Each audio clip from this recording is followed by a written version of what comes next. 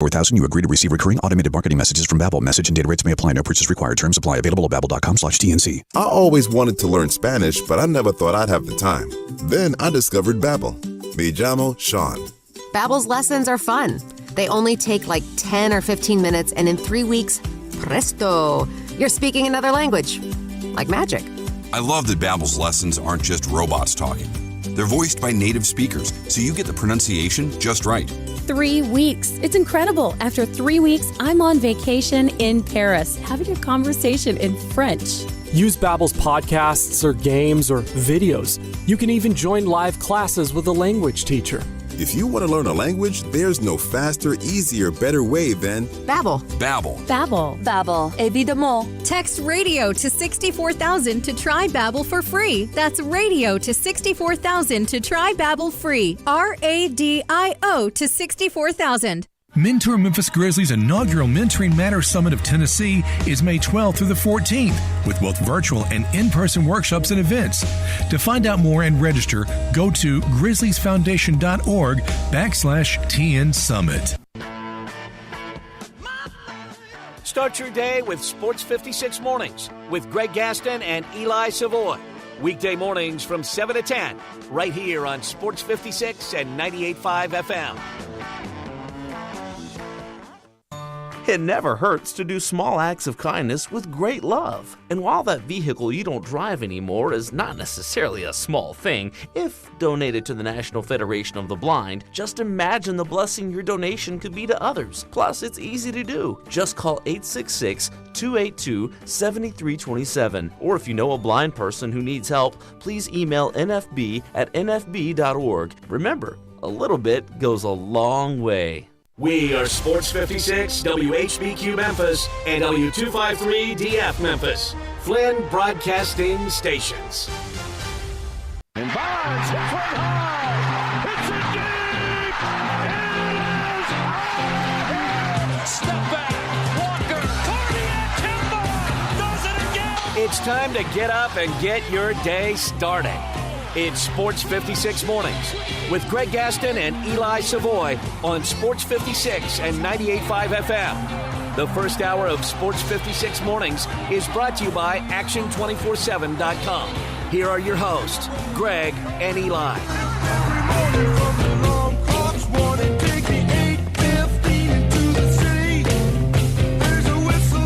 All right, we're here. We're up, we're ready to go. Hope you are. If not, then you're still sleeping, so you're not listening to us. But if you're getting ready for work, getting ready to drop the kids off at school, we welcome you into Sports 56 Mornings on this rainy, stormy Thursday morning. It's the Thursday, April 21st, 2022 edition. Greg Gaston, Eli Savoy, and Zach Boyd. We are in the Family Leisure Studios where family and fun come together. Family Leisure, it's located at 2120 Whitten Road, just north of I-40. By the way, they're hiring in multiple positions, so they're looking for self-motivated, goal-oriented people to join their family. If you're looking for employment, check out Family Leisure. First hour of the program also brought to you by our friends at Action 24/7. Coming up on the program today, it is game night for the Grizzlies, their third game in their series with the Minnesota Timberwolves, but their first game on the road. They'll play at the Target Center where they were 0-2 during the regular season. We'll preview the Grizzlies and the Timberwolves. We'll be joined by Clayton Collier, our friend from ABC 24, to talk Grizzlies. That'll be coming up at 8:25. We'll go around the league. Surprise, surprise last night with the Bulls knocking off the defending champions and another key injury to a key player. There's been injuries that have started to mount up around the NBA in this postseason, and we will discuss that on the program today. 9:05, we'll turn our attention to the Memphis Tigers basketball team. This offseason has not been quiet, as they normally aren't. But this one especially, we'll talk to Steven Johnson, who covers the Memphis Tigers basketball program for the Daily Memphian. That'll be coming up at 9:05. We'll go around the major leagues, as last night some interesting tidbits from Major League Baseball, also NFL news. Another disgruntled wide receiver, a Memphis Tiger football player, has hit the transfer portal, and a major announcement for a coach in college basketball, one of the all-time greats. It's all coming up on the program today. Also, big news from the defending National Player of the Year in college basketball. We'll take your calls. your texts on the AutoZone listener lines. Get in the zone, AutoZone, 901-360-8255. If you're watching us live, we say good Thursday morning to you. You can message us on Facebook, YouTube, Twitter, Twitch, on the website, sports56whbq.com. Hit us up on Twitter at Eli560, at Greg_Gaston. Currently, as I mentioned, stormy, rainy, not a great start to your Thursday morning. Some flooding in certain areas, a lot of rain overnight, but that will start to dissipate, and it will be a partly cloudy day. The temperatures are going to soar into the low 80s. 80, 81 degrees is what they're looking at. High humidity, as you can imagine. Right now it's currently 62 with rainstorms in the area. Cloudy skies if you're not getting the rain right now. And that's the forecast for this morning. Good morning to you. Good morning, Eli Savoy. How are you? Well, I'm good, except for this rain. I did not think we were supposed to get rain overnight last night. Woke up to the pouring rain and thunder and everything else. I thought yesterday early was supposed to be the end of the rain, but obviously that was wrong. Well, if you listen to our fantastic forecast that we give you every day, and of course we have a lot of people working over here on the super duper Doppler radar that we have here at Flynn Broadcasting. I mentioned that there would be rain in the afternoon and rain in the evening. But you are correct, sir, when you say overnight. I did not see anything in the forecast for the overnight rain. And really, that's when the storms started to mount overnight. You heard the boomers if you got up early like we did. So, walking out of our houses this morning, it was pouring rain driving here to work. So be careful on the roadways, as Zach will tell you. Be very careful out there. As you're driving around in the rain. Some areas it is road waves today. Yeah, I mean, there's flooding all over the place, so again, be careful. All right, so we got huge news. This Jay Wright news is huge. We got the Grizzlies and the Timberwolves in pivotal Game 3. I have to start the show off, though, with that video yesterday from a junior college baseball game in Texas. If you haven't seen this video yet, you need to Google it. It was a baseball game, first game of a 4-game series, between these great rivals, Weatherford College and North Central Texas College. Oh, man. Great rivals. Throw the records out the door. Those two get together. It's the Carolina Duke of junior college baseball. It's really, many have compared it to, in the baseball world, Yankees, Red Sox. I've heard it many times compared to that. So this pitcher for Weatherford College, Owen Woodward, 6'3", 195 if you're scoring at home, gives up a home run in the 6th inning of a 7-inning matchup to North Carolina or North Central Texas's Josh Phillips. So he hits the home run. I didn't see a bat flip. I didn't see any deal with him other than hitting the home run, being pretty happy about it, and running around the bases. He gets to third, starts to turn towards home, and lo and behold, here comes Woodward. He throws his glove to the ground, charges him, and absolutely drills him, and then the fracas begins. So unprovoked, this guy goes after the guy who just hit the home run. It was a very good form tackle. I will give him that. It was textbook. I just love, quite frankly, really, I can't believe there wasn't more aftermath of it. It was kind of, he tackled him, the guy in there kind of separate everybody, and then he gets up and goes and touches home plate. It was, which was just funny to watch him. I guess I still have to finish scoring this run, and dude, he had to be hurting. That dude, he got drilled. That was like Lawrence Taylor making the textbook tackle. But as you said, they finished it up, but they didn't finish the game. And if you watch the video, you'll see a coach, and I'm not sure which team it is, but he looks toward his dugout and basically says, don't go. So a lot of guys who would have run onto the field did not run onto the field. And it was closer to the third base dugout. So those guys they all came out. But the student, Owen Woodward, again, will face potential disciplinary action from the Office of Student Services, up and possibly including expulsion. The Weatherford College Police Department is also investigating the incident and has taken statements. As Adam Sandler would say, but I'm going to make it more a question, is that assault, brother? How do we look at a sporting event and an incident like this? Do we look at it the same way we would look at somebody just popping somebody in the head walking down the road? Just all of a sudden down the street, some guy just drills another dude. That's assault, right? If you're going to press charges, you're going to press charges. That's your prerogative. But there's going to be some sort of report unless, again, you decide not to do it. Here, it's pretty obvious what happened. It's pretty evident. They got video proof. What happens in these type of events? What should happen in these type of events? Well, I guess theoretically, if he wanted to press assault charges, he probably could. I don't believe that there needs to be assault charges. Obviously, the pitcher will get I would think, a pretty hefty disciplinary either suspension or whatever, or maybe never allowed to play again. That's what I was going to ask you. Shouldn't he be kicked out for the rest of the season, if not the rest of his career? I would think so. I mean, that's you got to come down pretty hard. You can't allow that stuff to happen, and so I would think there would be some pretty harsh penalties for the pitcher in that case. And yeah, probably I would say at least is done for this season. And I don't know what is where he stands as far as eligibility and at that level, and then if he's good enough to advance to the next level, all that stuff. But I would certainly think he's probably done for this season. Yeah. So again, if you didn't see the video, check it out at your leisure. The big news from the sporting world yesterday, the shocking news, was the Jay Wright news that all of a sudden just surfaced. And our Twitter, I'm sure your Twitter, my Twitter, everybody's Twitter, if you follow sports, everybody was tweeting out about Jay Wright. Shams was the first one to have the story that Jay Wright was seriously contemplating stepping down, and now it looks like it's all but done, that he is retiring at the tender age of 60. 4 Final Fours, 2 national championships. Basically, what we're hearing is to spend more time with his family.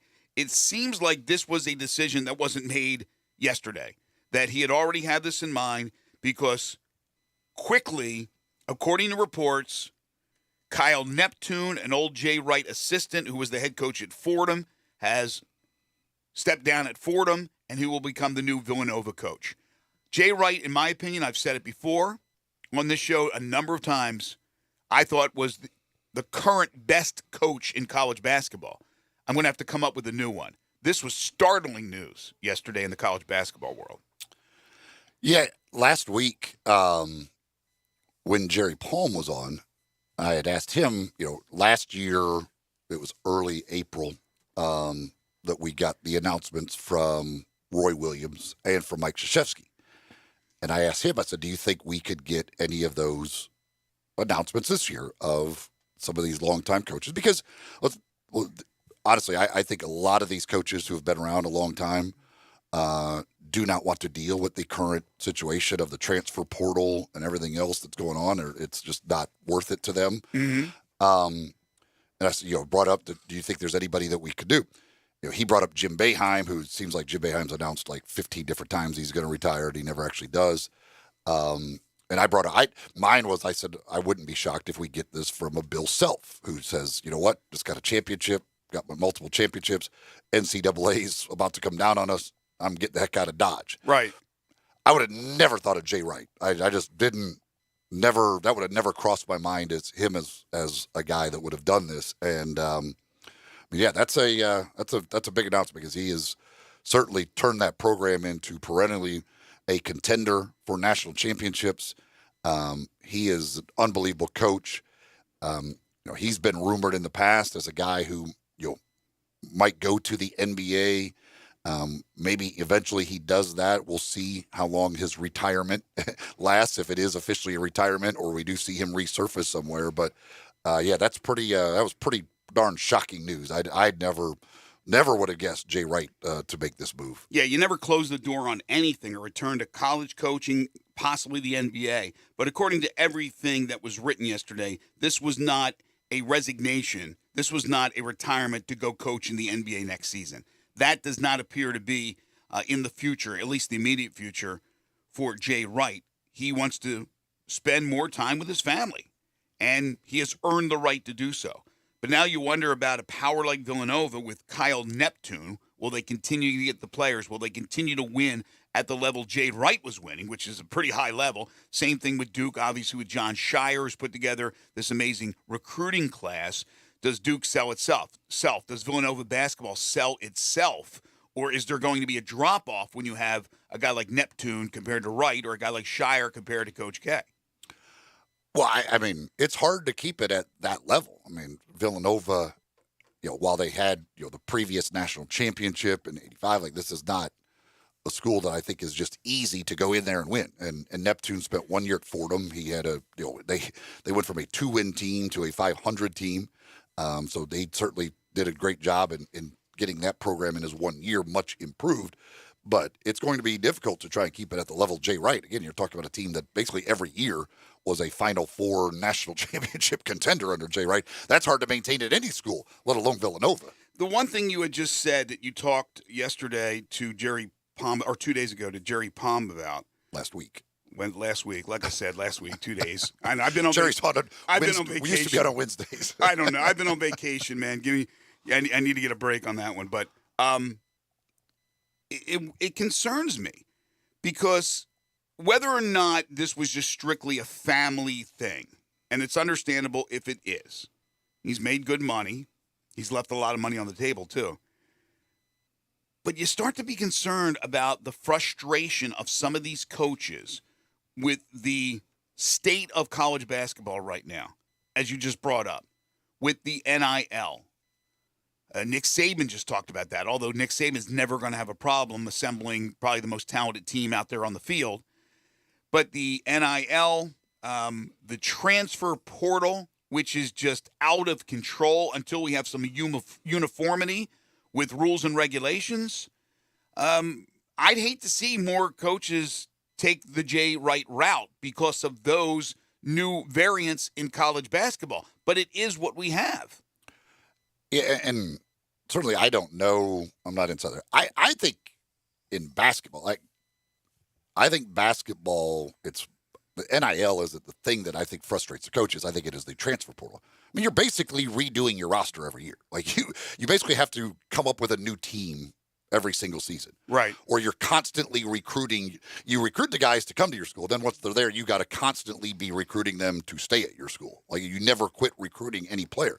And I think just the changeover in rosters every single year when you're losing 5-6 guys into the transfer portal that you got to try and replace. I think that's what in the college basketball world more than the NIL. Now the NIL leads to that. Some of these transfers that's part of the reason they're transferring or whatever. But I think the college basketball, these veteran coaches, it's just that you can't, it's not, these guys are about building programs. And right now nobody's building a program in college basketball. You are putting together a team for this year. And then after that year's over, you are putting together a team for the following year. There's no building of programs now in college basketball. You are just year to year. Who do I have on my roster? Who's coming back? How many guys do I got to bring in to replace them? There is no program building going on. And that's what these guys did. Jay Wright built a great program at Villanova by go to get guys, a lot of guys who were there for 4 years. That's what they had the success. I mean, Mike Krzyzewski built a program at Duke. And now at the end, he went to the one and done. So he had a little bit of that, but it wasn't this transfer in and out, all that stuff. So it is, that is done. That is done in the world of college basketball. You are simply putting together a team for next season. Yeah, Coach K had to buy into what was happening in college basketball and go with the one and doners, which probably was against his principles. You're right. No pun intended. Jay Wright at Villanova, Coach K, and some of these previously successful coaches that coached for years put together teams where guys stayed basically the duration. Now, and this isn't hyperbole, we're talking about free agency. That's exactly what we have. But I still think the NIL is a big part of that because, and I'm not saying Villanova was handing out money or things of that nature. I'm not talking about that. But we know that has happened over the years in a different form. And the same team's got the same caliber player. Well, now there's more teams that can step up legally and be in the mix for a player from the NIL, depending on what companies you have that support your school. So it's not just the same 5, 6, 7, 8 blue bloods. There's a lot more teams now that come into it. So you're battling more teams. You're battling the transfer portal. How many of these kids right now that Jay Wright has signed at Villanova will leave? See, they were smart to quickly make a move to bring in Neptune. And there's no Rooney Rule or anything like that. I don't even know if Kyle might be an African-American guy. I don't even know. The point is, I believe he is. Is he? Okay, the point is, though, they made the move quickly. They already knew what they were going to do. That's why, to me, this wasn't a decision made overnight by Jay Wright. On Sunday, Easter Sunday, he wasn't contemplating stepping down. He knew he was stepping down. Well, no, I mean, a lot of the reports said he's been discussing this with his family now for a couple of weeks and looking at this as a possibility. So certainly that this isn't any decision anybody makes quickly. No. Stepping down after 21 years and the success and everything he's had and the amount of money that he's doing. Because you're leaving your players in a lurch too. Yeah, I mean, so this is not something that he takes lightly, I'm sure. But the thing with the NIL, I mean, one of the with the NIL portion of it is we see in the Oscar Tshiebwe case, like that is actually helping in some ways possibly keep some really good college basketball players in college basketball that they were losing. And Oscar Tshiebwe without NIL is going to the NBA. Like, he's leaving for sure. But now, in today's world, okay, I've got a chance to – I'm not a hot, big-time NBA prospect where I'm going to be a top 3 pick or something. I could come back to Kentucky for another year and probably make a couple of $1 million. That's a pretty darn good deal. So now that's the one on the good side for these coaches in the NIL is that you aren't automatically losing a guy who's National Player of the Year. You can there's a chance that you can keep that guy for one more year because he could end up making more money in college basketball than he would be if he went to the NBA because there's a lot of those guys who, not every National College Player of the Year is a huge NBA prospect that's going to be drafted really highly. A lot of them are, but not every single one of them. So you can get some of these really good college basketball players to hang around for an extra year based on the money that they can now make. Yeah, you beat me to the punch. That's where I was going next with Tshiebwe. But that also affects locally, for example, DeAndre Williams. Even at his age, when it's all said and done and he tests the NBA waters and figures – well, I can go overseas and start my career in Slovenia. I don't know if I want to do that. And I can also stay for another year at Memphis and make NIL money. So, yes, the NIL has changed the whole complexion of every program out there. And with Tshiebwe, he's the National Player of the Year. I don't know how many National Players of the Year have come back for another season in recent years. Right back in the day they did, obviously. But I'm not sure how many have done that. Now, again, Tshiebwe, I think, is a tweener. I'm not sure about how successful he'll be at the NBA, but he would be drafted. But he's coming back. And the reports are that he will be paid roughly $2 million in NIL deals. I mean, if you're talking about that type of coin, why would you go anywhere right away? Use your eligibility up, get paid great money, already have a lot of money in the bank before you start your professional career and see where that goes. And so that's a perfect example right there with Tshiebwe. But again, DeAndre Williams may fit in that category. One guy who doesn't really fit in that category, he just can't go to the draft this year. He's still a project, and that's Amani Bates, who we talked about yesterday, being all of a sudden by one of the publications thrown right at the top of the most cherished, or whatever you want to call it, not cherished, but the best prospects as far as transfer portal is concerned. Bates went right to the top. I forget the publication you were talking about yesterday. 24/7 Sports. 24/7. Well, being reported today that, and this is no surprise, Michigan's coming after him. Illinois, who just lost Kofi Cockburn to the NBA. Kansas. All the big-name schools are going to go after Bates, even though Bates struggled in his only year in college at Memphis with injuries and then with play on the court because of the potential. But here's a guy, again, wherever he lands, is going to go to that school that gives him a chance, that will put him on the court, but will also give him good money NIL deals. He's not going anywhere where there isn't going to be an NIL deal waiting for him. And that's just part of the landscape that we have right now in college basketball. Well, folks, one of our great sponsors we've been talking about now for several weeks is SeatGeek. SeatGeek, and you've probably seen the commercials out there with the talking butts. I love it. It's a search engine to find the best tickets for the biggest events. The Grizzlies. How about Tuesday's playoff game? We know there'll be at least a Game 5 in the series against Minnesota.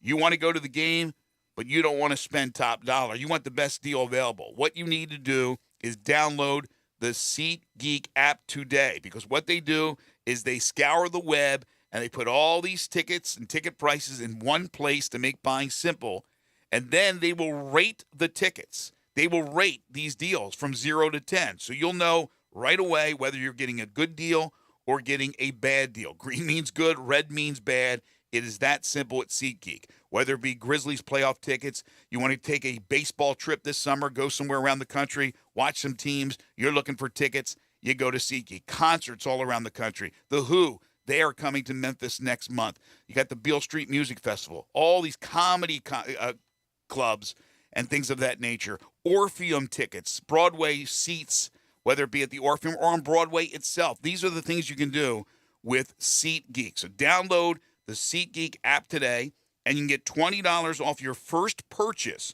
with promo code GASMAN at SeatGeek.com or on the SeatGeek app. That's promo code GASMAN. Get $20 off your first SeatGeek order. SeatGeek, get your seat in a seat. Download the app today. Grizzlies, Minnesota, pivotal game 3 we will discuss. Again, we invite you to be a part of the program on anything we have previously spoken about or what we will speak about, which, of course, is the Grizz in the NBA playoffs. Hit us up in the AutoZone listener lines by calling in or texting it at 901-360-8255. This is Sports 56 Mornings with Greg and Eli on Real Sports Talk, Sports 56, 98.5 FM. Add a little fun to your lunch break. Join Johnny Radio for Sports 56 Happy Hour from 11 to 1 every weekday on Sports 56 and 98.5 FM.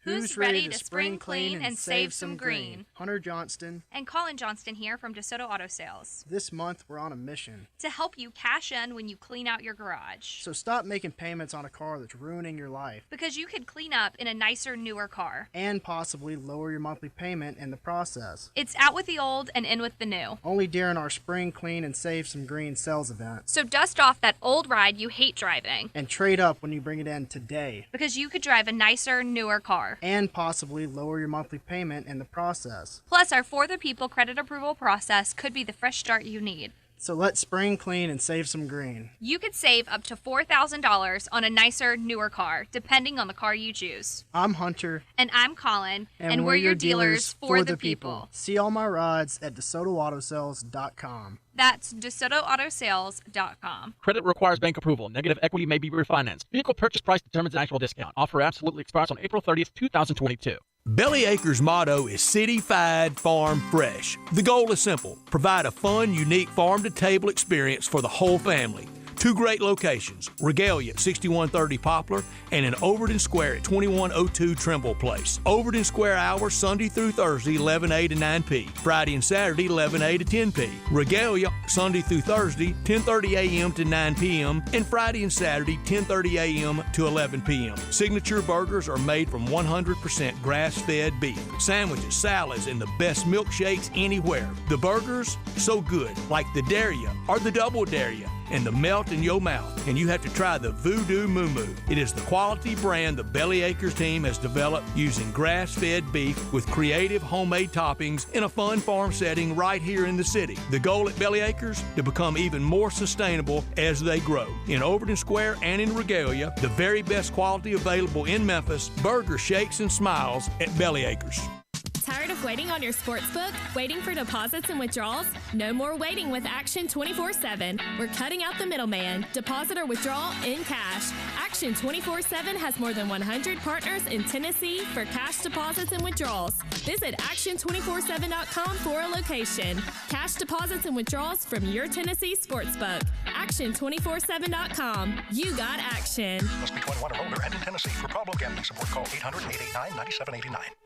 I'm Gary York. I'm the service director at Lexus of Memphis. Our service department wants to be more than just a place where you get your oil changed. We do glass repair, windshield replacement, recalibration of your camera and sonar systems, even wheel repair, tire replacement, all the things you would expect from a luxury automotive dealer. Please check out our website. You can schedule your appointment, check out our specials, hours of operation, or if you'd like to do it in person, please reach out to one of our associates at 901-271-5199. Nestled in the heart of East Memphis, located corner of Park and Cherry, is a beautiful residential neighborhood. I'm here at Town Village Audubon Park interviewing a new resident, Carolyn. Share with us why you chose Town Village. Well, if your parents or special friends need to make that big move, let me share with you my experience. It was tough for me to leave home, but then I discovered Town Village. I would like to highly recommend Town Village to you and your loved ones. After looking at all the amenities and meeting all the people and staff, I was hooked. From restaurant, bistro, 3 meals per day, housekeeping, transportation, security, health care, physical therapy, exercise room, and even a heated pool and spa. Come see us and make your new home at Town Village. Visit us and call Daniel at Town Village Audubon Park at 901-374-7342. There's no place like home, Town Village. Sports 56 traffic. This Sports 56 traffic update is brought to you by Man Cave Salon. Custom haircuts, barber services, hot steam towel treatments, rejuvenating facials and massages, and zero gravity full body massage chairs. Now expanded with a built-in bar so you can enjoy a few beers. Man Cave Salon on Facebook and on Goodman Road in Olive Branch. Right now, we're working a couple of accidents this morning. Accident on I-240 East at Getwell. The center and right lane are blocked along with the right shoulder. That's I-240 East at Getwell. Center right lane and the right shoulder is blocked. Midtown 240 South at Norris, the right shoulder is blocked. And then also accident on the turning lane on Germantown Parkway at Wolf River. This is your Sports 56 traffic update. Now back to Sports 56 Mornings on Sports 56 and 98.5 FM. This hour brought to you by Action247.com. And here we go. Here once again are Greg Gaston and Eli Savoy. 63 degrees at 7:30. Still rain in the area. It's interesting. I'm looking at my ready-to-go weather app. 100% chance of rain right now. Next hour, 15%. So it's moving out of the area. Be a mostly cloudy day, although things will start to clear up late in the afternoon. Temperatures will rise into the low 80s today. So a very warm and humid day, but the rain is going to get on out of here. And tomorrow we're looking at a sunshiny day with a high of 85 degrees. We welcome you back to Sports 56 Mornings. Greg Gaston, Eli Savoy, and Zach Boyd. First segment, I should say. We were talking a lot about the Jay Wright situation. If you want to comment on that, 901-360-8255. Hit us up on the AutoZone listener lines by calling in or texting in. Get in the zone, AutoZone. Of course, tonight, Game 3. Grizzlies and the Timberwolves. Grizz evening up the score on Tuesday night. And now they'll head to the Target Center, where the Grizzlies went 0-2 during the regular season. This is, look, it's one game of a best of 7, Eli, but I think it's a very pivotal game for both teams. Game 3, I always think, is a pivotal game. But the Grizzlies, as I mentioned, lost twice in Minnesota. They are a slight favorite. I've seen 2. I've seen 1.5. Grizzlies the favorite. 6:30 tip tonight on TNT. Yeah, well, anytime you get a tied series that, Game 3 becomes important, or if it's tied 2-2, Game 5 becomes important. I mean, it swings the momentum for the Grizzlies. It's an opportunity. You're trying to steal home court advantage back from Minnesota. So certainly, extremely important game. And, we'll see if the Grizzlies can continue what they did in Game 2, or if the Timberwolves, with the home crowd behind them and everything else, can kind of get back to the shooting and things they did in Game 1. But yeah, should be a lot of fun tonight. I like the 6:30 game time. Also found out that the game next Tuesday, Game 5 here, will be a 6:30 game. God bless you, NBA. Thank you. Appreciate it. Appreciate Phoenix for letting New Orleans beat them to make sure they're going to hang around in the playoffs to play the late game on these nights. So that works out well, because that 9 o'clock game coming up on Saturday, they got it to Saturday, but I just don't like the 9 o'clock game, especially for two teams in the Central Time Zone. You shouldn't be playing 9 o'clock games. No, I agree with that, but from a personal standpoint, yeah, weekends don't matter for us. Sunday does, of course, because we got to get up early on Monday. But Sunday, you're not usually looking at a late start. Very good. Very happy to see that yesterday, that Tuesday's Game 5 will be 6:30, because we get up awfully early. I guess the question going into tonight's game on the Grizzlies side is whether or not Steven Adams starts. And we talked to DeMichael Cole about that yesterday. We'll talk with Clayton Collier at 8:25. I'm sure we'll bring that up with him. I really don't think it matters much because Taylor Jenkins, although it took him a while to realize it, in fact, later than all of us on Twitter watching game number 1 realized that you had to get Adams out of there. It took them a while before they figured it out. But they went into game 2. There's no question they had the thought that they're going to have to make the change with Adams real quick. And it was made easily, that decision was made easy for them because of the 2 early fouls. But they were going to go with Brandon Clark, I thought, very early in that game, and they did. And I had said I think they should go with the X-Man as a backup to Clark. And they did, and lo and behold, he was the secret ingredient that they needed for that physicality to match Minnesota's and even exceed it to a certain point, and also to show that quickness, that lateral quickness that you get with Clark especially, and somewhat with Tillman, that you don't get with Adams. So whether or not Taylor Jenkins starts him tonight, I don't think that's going to be a big deal. If he gives him the obligatory, hey, you're a starter for this team 3, 4, 5 minutes, and things start to crumble, then he quickly makes the move. There will be no delay in making a change. Then again, he may just start Clark or start Kyle Anderson like he did in the second half of game 2, and that's not a big deal either. Adams understands the situation. Taylor talked about that after game number 2, so they're fine either way. Yeah, I just don't understand, like, why start him. If you're not going to play him, like, if you don't think should be out there, which he shouldn't, I mean, it's just a bad matchup. I don't understand where he's not, like, we don't need to do honorary things here. Like, he's either going to play or he's not. And if he's not going to play, why start him? If he's not the best guy, then don't start him. Because coaches are creatures of habit. This is what they do. This is the way they go. They have a regimen.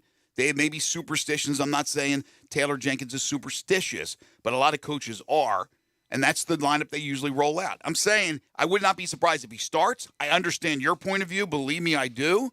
But this is not going to be one of those things that's going to be, if he does start him, that if they start to struggle, there's going to be a delay in pulling him out of the game. There will not be. Because, again, they learned their lesson from game 1, and then they went ahead and they adjusted for game 2. The question is now, is there an adjustment for Minnesota? And, we throw that around very loosely. Well, they'll make an adjustment. They'll make an adjustment. They'll make an adjustment. There's only so many adjustments you can make.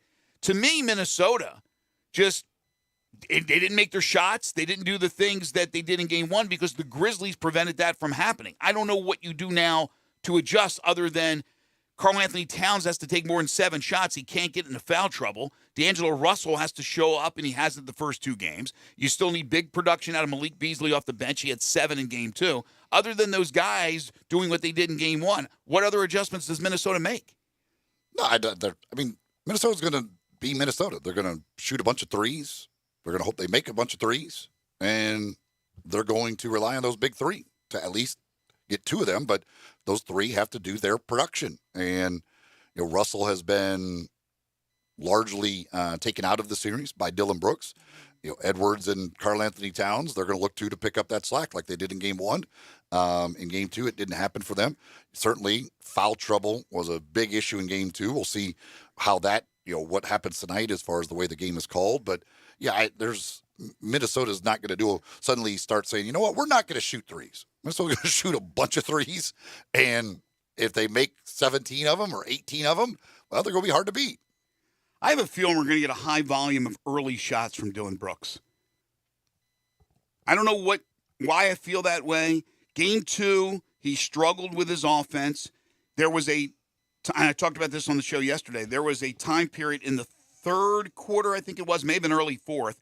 He took a couple of quick shots from 3 and missed badly, and Taylor Jenkins went to the bench and brought Bane in for Brooks.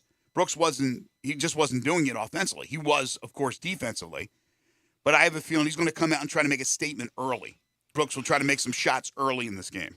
Well, I certainly wouldn't be surprised if they run something for him early to try and get him a good look, since he was the one who did not shoot the ball well in the last game.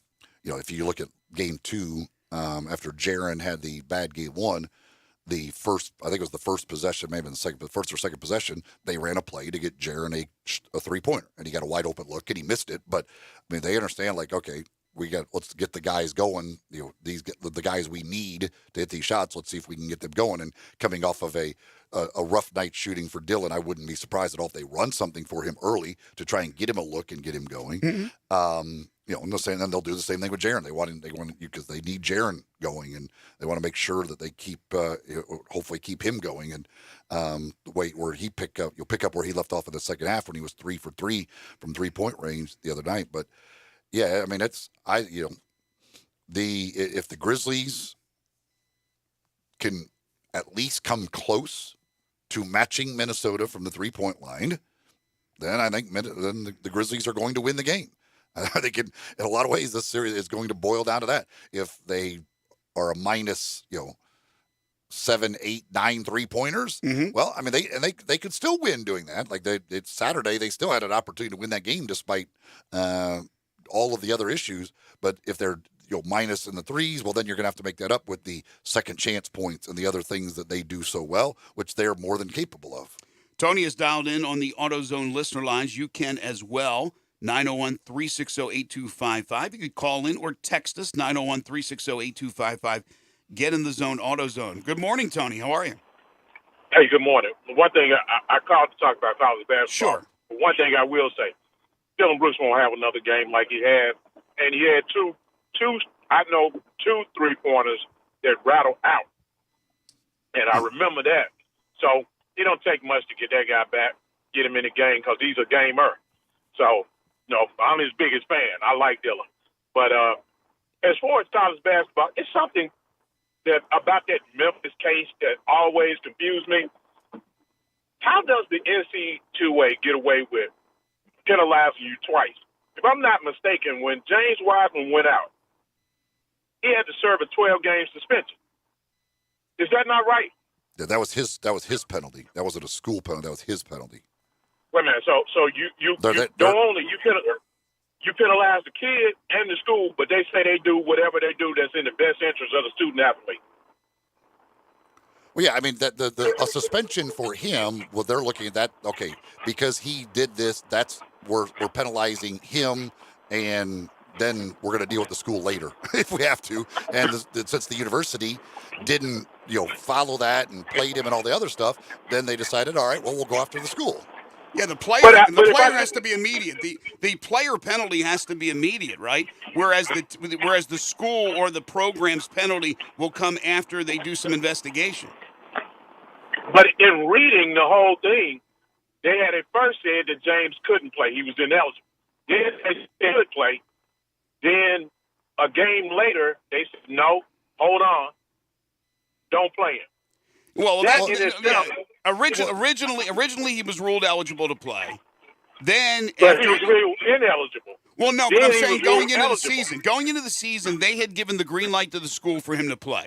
So they were set that they were going to play James Wiseman, and then he played. I did the broadcast of those games. It was first. Well, they did the one game in Oregon, but I think I did his first game, and I was about to do that third game.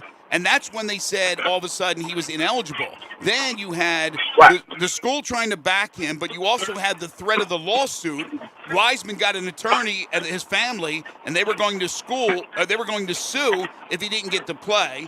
So they ended up playing him, right, which was the biggest mistake. Because the NCAA, even though they changed their minds, they're allowed to change their minds. There was more information they were able to gather somehow, and then they ruled him ineligible. And they said, look, you're doing this at your peril if you play this guy. And they went ahead and they played him either way, even though they were basically told not to. That's what happened. Well, I'm going to say this. I'm glad that now college players can get paid and all of this, so all of this nutty confusion can stop. Because I will say this. If this kind of thing continues with them and their so-called Wild West justice, people are going to start levitating to another brand of basketball, and it won't be with them. Tony, thank you, my friend. Take care. I appreciate that. I mean, I understand Tony's frustration. It's the frustration of a lot of people. But I don't know if just the NIL now in play, which I think is the proper thing, because I do believe the players should earn money for the use of their name, image, and likeness. But I don't know if it settles anything. Until they have some uniformity also for the transfer portal, some kind of rules and regulations. I mean, I'm not a big fan of lawlessness in this country, whether it be with policing or whether it be with rules and regulations for NCAA basketball. You have to have some rules and regulations. And right now it is the damn Wild Wild West. But I agree with Tony in the fact that players who go out there and leave their blood, sweat, and tears on the court or on the field, whatever the surface may be, and they're earning money for their school, and they can be compensated for it through this NIL, I think it's a smart thing. So I disagree with what Nick Saban said to a certain extent the other day. And Butch Jones, who we had on the show yesterday, who was basically a coach under Nick Saban, although not an official assistant coach when he was at Alabama, concurred with him. I still have issues, especially with Nick coming out and saying the things that he said, because he's getting players no matter what. It doesn't matter what the situation is. Got a text from Raider Corey that we'll get to coming up in just a little bit. This hour of our program is brought to you by Action 24/7. They are the local sports book in the state of Tennessee. At Action 24/7, you can deposit and withdraw with cash, which is something that no other sports book allows you to do. So you can put cash right in your pocket after you win with Action 24/7. If you go to action247.com or download the app to your phone, they've got a list of the locations, over 100 around the state, including some here in the Memphis area, where you can do those cash deposits and withdrawals. So start betting locally and start betting with cash with Action 24/7. And they will give you a 50% deposit bonus on your first deposit. Use promo code RADIO, all capitals on the radio, and they'll give you a 50% bonus on your first deposit at Action 24/7. An interesting night in the NBA playoffs last night, plus updates on all the injured stars, including Luka Doncic, Devin Booker, and Chris Middleton. It's all coming up as we continue here on Sports 56 Mornings with Greg and Eli on Real Sports Talk, Sports 56 and 98.5 FM. Join the voice of the Tigers, Dave Woloshin, for Wolo and Friends. Weekday mornings from 10 to 11 here on Sports 56 and 98.5 FM. Welcome to Triumph Auto Sales, where you'll have a great car buying experience. Triumph Auto Sales is your #1 source of quality pre-owned vehicles ranging from lease returns to new car trades, all at huge savings. Plus, Triumph has a full array of financing options to meet your needs. Find your next car online at triumphautosales.com or stop in today at 4875 Elmore Road. Triumph Auto Sales will help you get the vehicle you want at the price you need and the service you deserve. For a great car and a great experience from a local and family-owned business, visit Triumph Auto Sales. I'm with the expert. Yeah, that's right, expert. Kyle Storms here with Big Green Egg. Kyle, what can you cook on a Big Green Egg? Almost anything. You can smoke, bake, roast, sear, and grill. Some of the best barbecue, desserts, and pizzas I've ever eaten have been cooked on a Big Green Egg. I have to be honest. The last grill I had fell apart on me. I had to throw it away. What kind of warranty comes with a Big Green Egg? This will truly be the last grill you have to buy. Big Green Egg has had a lifetime warranty on all ceramic parts of the egg since 1995. I talk to customers all the time that have had their eggs for 10, 20, 30-plus years. You can't say that about most grills. How long has the Big Green Egg been around? Big Green Egg was founded in 1974 by naval engineer Ed Fisher and has never changed ownership. Ed found out that no matter what you throw on an egg, it just comes out better. And now more and more people find out every year. By texting 64,000, you agree to receive recurring automated marketing messages from Babbel. Message and data rates may apply. No purchase required. Terms apply. Available at babbel.com/TNC. I always wanted to learn Spanish, but I never thought I'd have the time. Then I discovered Babbel. Me llamo Sean. Babbel's lessons are fun. They only take like 10 or 15 minutes, and in 3 weeks, presto, you're speaking another language. Like magic. I love that Babbel's lessons aren't just robots talking. They're voiced by native speakers, so you get the pronunciation just right. 3 weeks. It's incredible. After 3 weeks, I'm on vacation in Paris, having a conversation in French. Use Babbel's podcasts or games or videos. You can even join live classes with a language teacher. If you want to learn a language, there's no faster, easier, better way than Babbel. Babbel. Babbel. Babbel. Évidemment. Text radio to 64,000 to try Babbel for free. That's radio to 64,000 to try Babbel free. RADIO to 64,000. Hi, Jimmy Stovall here with Corky's Barbecue. For 38 years, Corky's been proud to serve our legendary slow-smoked barbecue in our dining room and drive-thru. Whether you're stopping by to pick up a barbecue sandwich or some of our award-winning catfish, you can add a third of a rack of our world-famous ribs for only $6.99. You heard that right. Add a third of a rack of ribs to any order for only $6.99. Encore flavor, Corky's Barbecue. Now back to Sports 56 Mornings on Sports 56 and 98.5 FM. This hour brought to you by Action247.com. Here once again are Greg Gaston and Eli Savoy.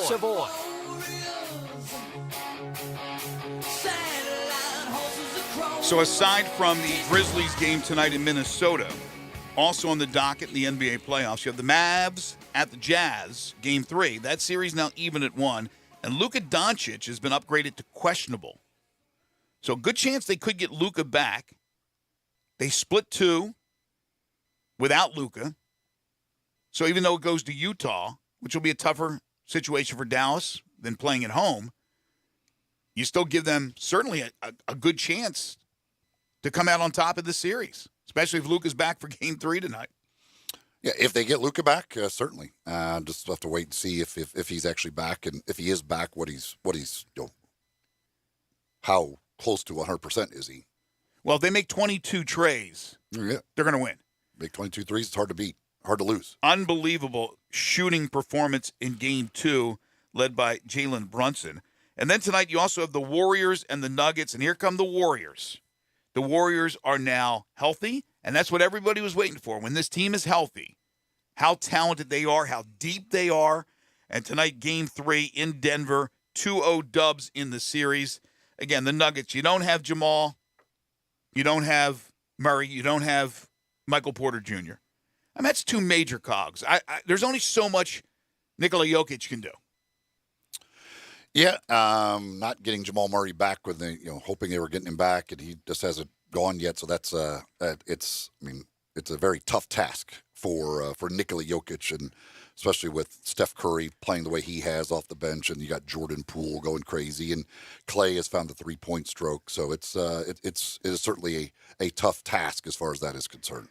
Well, the Suns' task has just gotten a little tougher, even though they're the number 1 team in the West, the number 1 team record-wise during the regular season in the NBA. Devin Booker expected to miss at least games 3 and 4 with a hamstring injury. It occurred in Game 2 of their series with the Pelicans, a game in which the Suns lost. So that series is even at 1. That's a 1 versus an 8. And the Suns now without Devin Booker for a couple of key games on the road in New Orleans. Pelicans have maybe a more than a puncher's chance here to spring the huge upset. Yeah, listen, Devin Booker has been unbelievable, and great year. Should be first-team All-NBA guy. Certainly, they still got a lot of talent. Chris Paul's a fantastic player, and Ayton and Bridges and all that. But Devin Booker is their guy in a lot of ways. So this will be very difficult and an opportunity for the Pelicans to try and take advantage of an injury, which is so much in the NBA playoffs that can come down to injuries and things like that. That's why there's a lot of luck that goes into winning a championship to make sure you stay healthy. And we're seeing it already around the NBA this year with the Luka Doncic situation that the Dallas is going through. Now this one, you throw Chris Middleton in there now possibly. Mm-hmm. There's a lot of luck that goes into to making a run to an NBA championship. By the way, yesterday I shortchanged that whole Chris Paul, Scott Foster deal. 14 straight games now that Scott Foster's been a part of the officiating crew that Chris Paul and whatever team he's played for has lost with Foster officiating. So it's 14 now, the losing streak. That unbelievable dilemma there and that dynamic between Paul and Foster over their respective careers. A couple of text messages on the AutoZone listener line. I mentioned Raider Corey texting in about, we were talking about the NIL and things, and he said, I have one question about the transfer portal, the NIL, from the coach's perspective. I get the frustrations about the portal causes stability and continuity concerns. I get that, but why are some of these well-established coaches upset about student-athletes earning NIL money? Without them performing on the field for you and putting money in your pocket, you aren't nearly as successful. Mm-hmm. Please stop trying to control these players. We all look for opportunities to better ourselves financially, especially these coaches. Yeah, I mean, and I talked about it a lot last week with the Nick Saban comments, but I think one is a lot of them tie the transfer portal and the NIL together. They think, well, part of the reason kids are transferring is because they see that they think they might be able to get more NIL money elsewhere, so they do that. Mm-hmm. But I think there's also just the idea, the players with power or with money comes power. Like if these players are making this money, they have a little more power now. And with the transfer portal, it even gives them ultimate power to just leave the program and go elsewhere. So the coaches are losing some of the power they've had over the athletes, and nobody likes to give up power. And I also think that there's the idea that there's only so much money out there for these schools and for these coaches. And again, the coaches' salaries are not paid by the school generally. They're paid by boosters. Well, if those boosters and donors to these universities decide, well, we're just rather give it directly to the players, well, that's got to come from somewhere. That means that money that they were giving here, now they're giving there. That means who was getting it before is no longer getting it. So I think there is concern as well from both the university and coaches' perspective. Like, wait, if these guys all start just paying the players directly, does that become money out of our pockets? Yeah, look, the players see opportunity, right? If they go to another school, then maybe their playing time increases. In the case of Quinones, if he goes somewhere else, is it because he wants more shots and he's been just really basically been subdued in what he could do offensively in the flow of the Memphis offense, thinking maybe I go over here, I get 20 shots a game, I score 18 points a game, all of a sudden now my NIL money goes up. There's a lot of correlation between playing time, opportunity, and NIL money. But look, it's a free agency system. That's exactly what it is. And I agree with Corey as far as, these coaches that are always going to get the players. What are they upset about now? Are they upset because there's more competition for those players, even though they'll end up getting them? We know what that quarterback is getting, Bryce Young at Alabama, or at least we read the reports of the money he's getting. So certainly Nick Saban can complain all he wants, but they are a big part of it. What I'm curious about is how, when these players hit the portal, right, they're going to be courted by a ton of schools. Legally, not legally, but I guess within the rules of the NIL, the schools cannot talk NIL deals with these players.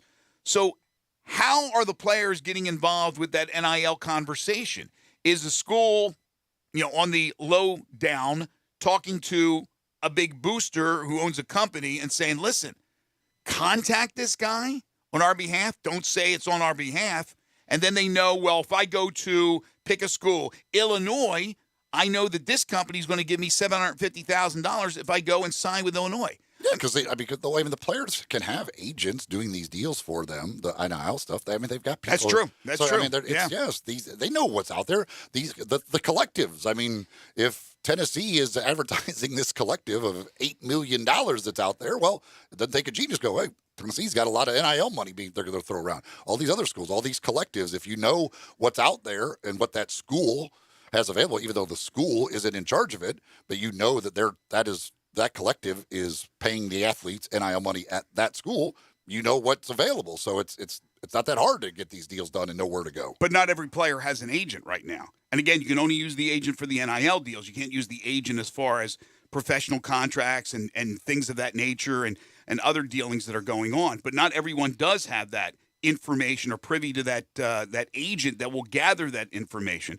But it's interesting now because, again, you jump in that portal. To me, what it's telling me is, because I've always said, look, we always have known that, especially with basketball, that you are going to a school to play for a coach, right? You went to Villanova to play for Jay Wright. Now, are you going to be willing to go to Villanova to play for Kyle Neptune? I don't know. But now it's not even the coach anymore. It's a good situation, but it's also the NIL.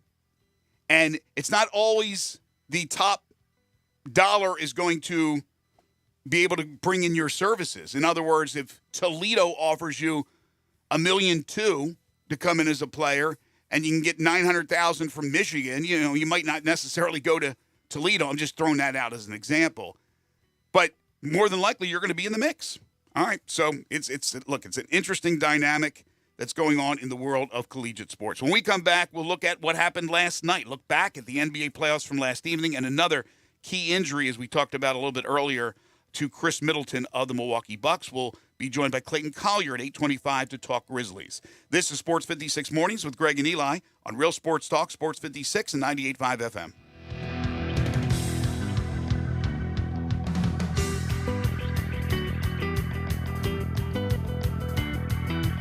I tend to second-guess dinners with friends because they're often interrupted by diarrhea, gas, bloating, stomach pain, or oily stools. It turns out I have EPI, or exocrine pancreatic insufficiency, which means I'm missing the enzymes needed to digest food. My doctor prescribed Creon, pancrelipase, an oral prescription medication that replaces pancreatic digestive enzymes. Creon treats EPI due to cystic fibrosis, chronic pancreatitis, pancreatectomy, or other conditions. Creon may increase your chance of fibrosing colonopathy, a rare bowel disorder. Tell your doctor if you have a history of intestinal blockage or scarring or thickening of your bowel wall, if you're allergic to pork, or if you have gout, kidney problems, or worsening of painful swollen joints. Call your doctor if you have any unusual or severe gastrointestinal symptoms or allergic reactions. Take Creon as directed by your doctor and always with food. Do not chew capsules as this may cause mouth irritation. Other side effects may include blood sugar changes, gas, dizziness, sore throat, and cough. These are not all the side effects of Creon. Creon is the #1 prescribed EPI treatment. Ask your doctor about Creon for EPI and visit Creon.com or call 800-633-9110 to learn more. That's CREON.com. Sponsored by AbbVie. A good friend of mine told me about this awesome place for lunch. Oh, yeah? What's the name? Neil's Grill and Bar, where the fat man rocks. Everybody knows Neil. Where's it located? It's located in Yorkshire Square off of Quince. And what's it like? The best lunch place in Memphis. You know, like real mashed potatoes and gravy. Everything is made from scratch. Monday through Friday, daily lunch specials like Monday baked chicken, Italian Tuesday, spaghetti, ravioli, Italian spinach, delicious fried catfish, fried chicken livers every Wednesday, Friday, Salisbury steak, barbecue chicken, or if you just want a vegetable plate, the best veggies in town. What about the lunch price? Meat and 2 veggies, $8.95. Meat and 3 veggies, $10.95. And veggie plate, $9.95. Big fat boy portions, man. Man, you're making me hungry. Come hear the best live local music at Neil's. Eddie Smith plays Sundays 5 to 9, Mondays karaoke, Tuesdays Debbie Jameson, Wednesdays Elmo and the Shades, Thursdays John Williams and the A440 Band at Neil's. Where the fat man rocks. Hi, this is John Conway with Conway Services. When was the last time you had your heating system cleaned? How about a safety inspection? Right now, Conway Service is offering our 16-point Energy Saver Super Tune-Up on your heating system for only $69. That's right, for only $69, we'll come out and perform our 16-point energy-saving Super Tune-Up on your heating system. We'll also include a complete safety inspection using our state-of-the-art camera system, making sure your heating system is safe to operate this winter. Plus, we'll run a carbon monoxide test on your heating system, all for only $69. You can have the peace of mind knowing your heating system is safe and ready for those cold winter nights. So call Conway Services, the Mid-South's premier heating, cooling, plumbing, and electric service company at 384-3511. That's 384-3511. Call this week and we'll perform your heating system tune-up for only $57. Call 384-3511. Conway Services. Call Conway today.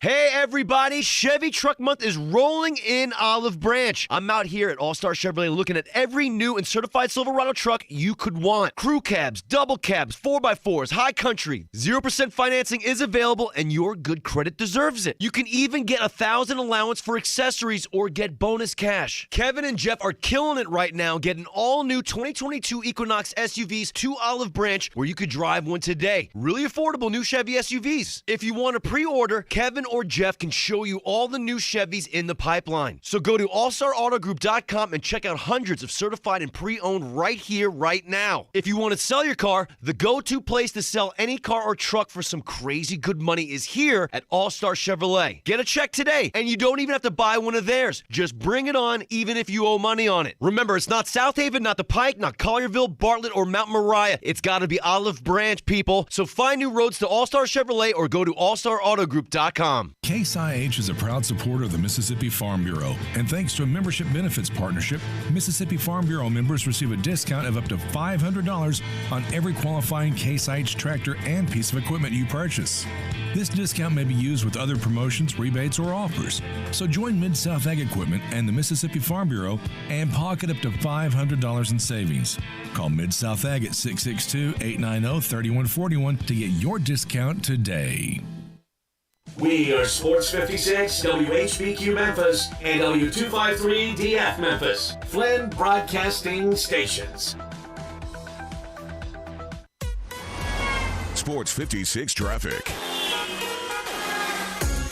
This Sports 56 traffic update is brought to you by Crossroads Motors in Olive Branch. Right now, we're still working an accident on I-240 East at Getwell. The center right lane and the right shoulder is still blocked. Also, I-240 at Midtown South at Norris Road, the right shoulder is blocked there. I-55 North at I-269, the left lane is blocked. Then we have a new accident on the roadways, and that's I-40 West at Sycamore View. The center lane is blocked. Keep it right here. This is your Sports 56 traffic update.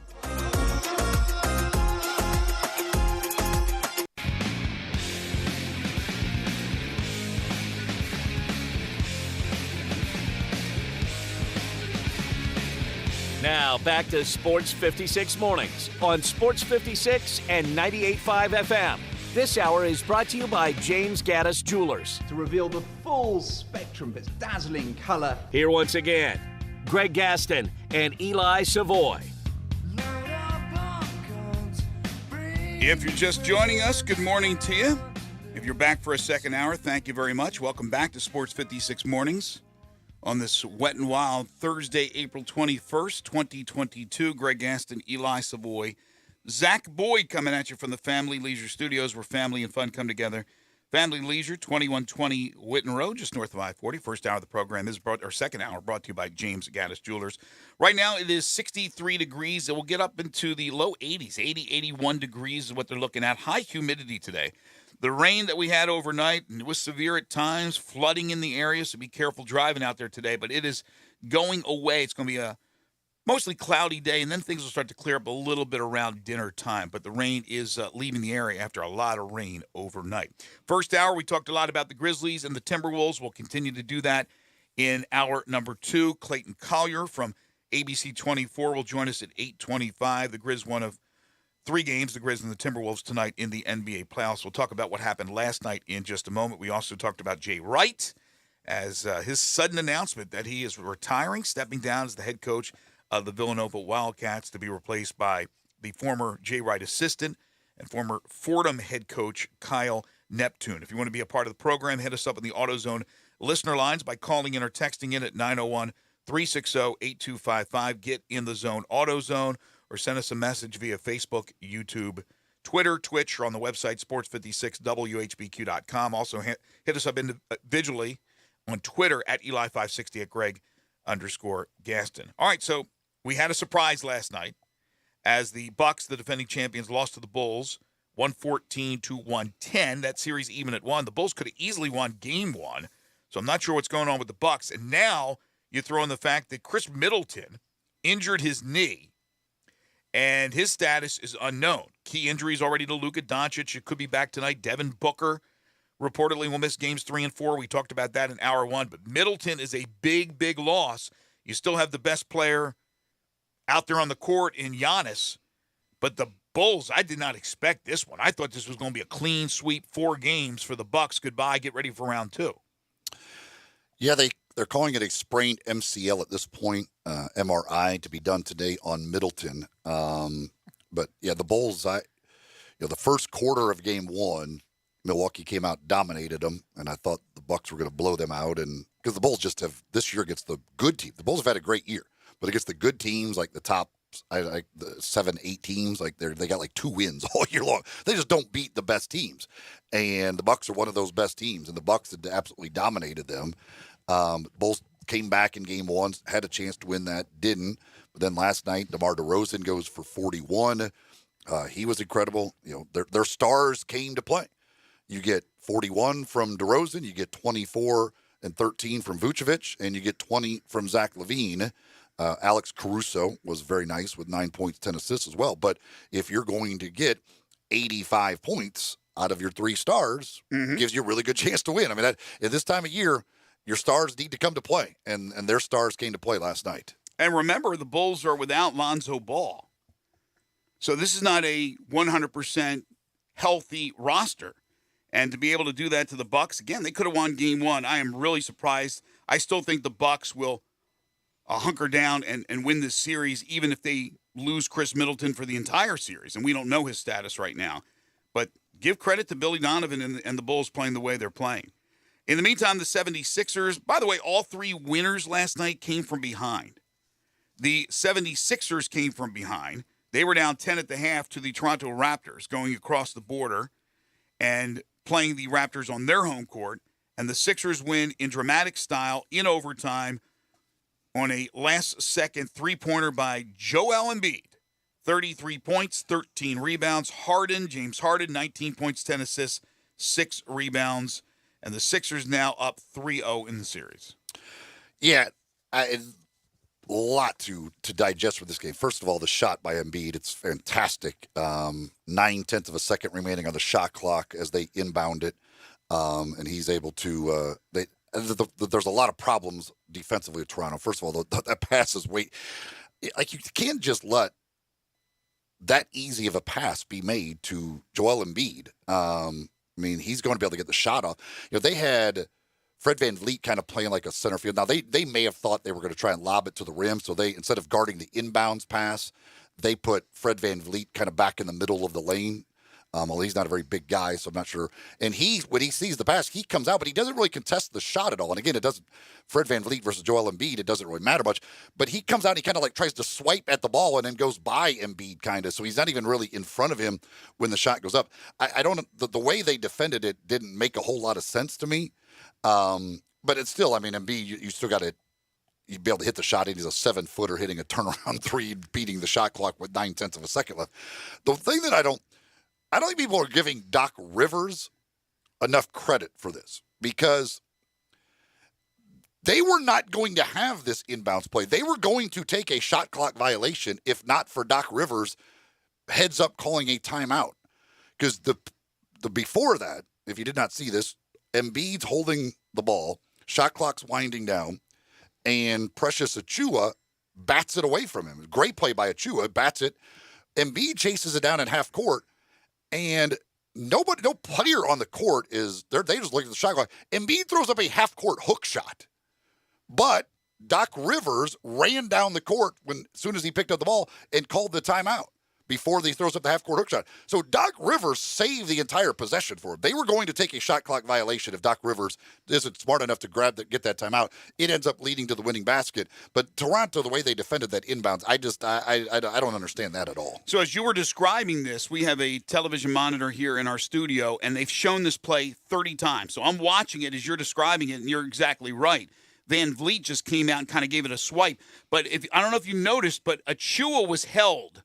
He was held. He was trying to get over there to defend. Well, Tobias Harris's screen is an illegal screen. They're never going to call it in that situation, and I don't think they should. But he blocks him like an offensive lineman. Like, he hits him, extends his arms, and shoves him. Like, it's absolutely an illegal screen, but I don't think they should call it in that situation either. But the play call was incredible, because what happened was they were loaded on that left side, right? And as the inbounds pass is ready to happen, the other three guys on the court, other than Embiid, they go to the right side. They completely go to the right side, so it leaves space for Embiid. He comes out, though. But Embiid to hit a turnaround shot from the wing like that, this 7-footer who can shoot threes as good as just about everybody, I mean, that's such a high percentage shot to make. I mean, just a tough turnaround shot to nail that thing was incredible. So, whether or not it's going to work out in the end with Harden now a part of this team, but I can tell you this, Toronto's in deep trouble. And Precious Achiuwa, of course, the former Memphis Tiger, who's been getting more and more significant minutes as a member of the Timberwolves, as opposed to in Miami, and thus dealt to Minnesota. He ends up with 20 points. He did miss, and 6 rebounds. Missed a couple of key free throws, though, earlier in the game. And got the cold treatment when he hit the bench for after missing 2 free throws. Yeah, the final minute of regulation, he had a chance to give them the lead. He missed that. Then the 76ers had a very good chance to win the game at the end of regulation, and Bean missed, and then Tobias Harris got a rebound and had like a little 4-footer right at the buzzer that he missed to send it to overtime. They played overtime without, I think James Harden fouled out before the end of regulation, if I remember correctly. So they played the overtime without James Harden. It might have been early at overtime, but Harden fouled out of the game. But Tyrese Maxey, once again, made some huge plays didn't shoot the ball, wasn't quite as efficient No, in he this wasn't. game as he has been, but still had 19 points, and he made a couple of big-time shots down the stretch. But Embiid is just, I mean, he's incredible. I mean, you can't guard him. Like, there's nothing you can do. And he's hitting turnaround threes. He had a shot, again, there's certain plays within a game that he makes, and you're just like, I don't even know what you're supposed to try and do to that. He made a turnaround on the baseline that was just like, I was like, dude, and it was like shot clock the same thing, like shot clock winding down. They just give him the ball, and basically what hand grenade type play. But he makes it look like it's a perfectly run play, and he gets a great shot off. It's like a turnaround, fadeaway, baseline shot, and you're like, dude, that's a 7-foot monster that's doing that. You're not supposed to be able to make those types of plays. And then suddenly he'll fake like a fadeaway and step back through underneath a guy. He is he's something. But I just listen. I give Doc Rivers again a lot of credit. It was funny too because when they called the timeout, there's 0.9 on the shot clock, and it's end of game situation. And I was thinking to myself, and maybe that's what Toronto was thinking too, and that's why they had Van Fleet. They'd rather put a guy in the middle of the lane rather than a guy on the inbounds. I'm like, Dave Yeager's pretty darn good in these situations, and he's over there in that Philadelphia bench. I remember Dave Yeager drawing up some plays when he's head coach of the Grizzlies in short clock situations, and I remember the lob at Phoenix where I was like, I wonder if they're going to try and run a lob here to Embiid. Instead, they go to the three-pointer. But Dave Yeager, I was like, he's over there in that bench, and he's pretty darn good in these situations. Well, you said it earlier. Maybe they were thinking that, right? And because you have a history there with Yeager, and it's great to have Yeager back, right, with his battle with cancer. But maybe they outsmarted themselves, right? They're thinking, it's going to be a lob to Embiid. Instead, Embiid curls. They move everybody else to the right side. It was My just problem with the brilliant. whole thing is it was brilliant. If you're trying to defend the lane rather than the inbounds guy, or whichever one if you're going to free up a guy and you're going to he's going to either be on the inbounder or the lane, and you're choosing the lane, why are you doing it with Fred VanVleet? He's tiny. Like, if they were going to run a lob, what was Fred VanVleet going to do about it anyway? Yeah. Like, he's the wrong guy to have in either one of those situations. Like, put a big guy in. You put Boucher or somebody back there. You've got plenty of guys. I mean, Boucher's a monster. If you're trying to guard against the lob, Chris Boucher should be the guy in the lane, not Fred VanVleet. If they throw a lob to Joel Embiid, news flash here, Fred VanVleet's not stopping it. He's going to go right over the top of Fred VanVleet and dunk it anyway. So I don't, like, there was just a lot. Now, Nick Nurse is a heck of a coach, but I just, the way they approached that last possession, I have no idea. The days of the old-time NBA center long gone. The dinosaurs, they're pretty much done. You still have a guy like a Steven Adams who can move up and down. He's not like your old back-to-the-bucket kind of guy because he's really not an offensive player at all. But there's still room in the NBA for a guy like that, as the Grizzlies made it pretty evident this year with the season they had with Steven Adams. But then you see in the series against Karl Anthony Towns, it doesn't make any sense for him because he can't keep up with Cat. But these are the players you get now at that position in the NBA. If you're a high school player, collegiate player, and you're a big, when you look at what Jokic can do, and I know these are the extremes, but Jokic, Embiid, Karl Anthony Towns, these are 7-footers who can shoot threes with the best of them. If you don't have that three-point shot and you're a big, like a guy like Moussa Cisse, I mean, you don't have a chance in the NBA. I mean, the Dikembe Mutombo days are over. I mean, everybody can block shots now. But you need to have an offensive arsenal unless, of course, again, you're Steven Adams. There's not a lot of them left.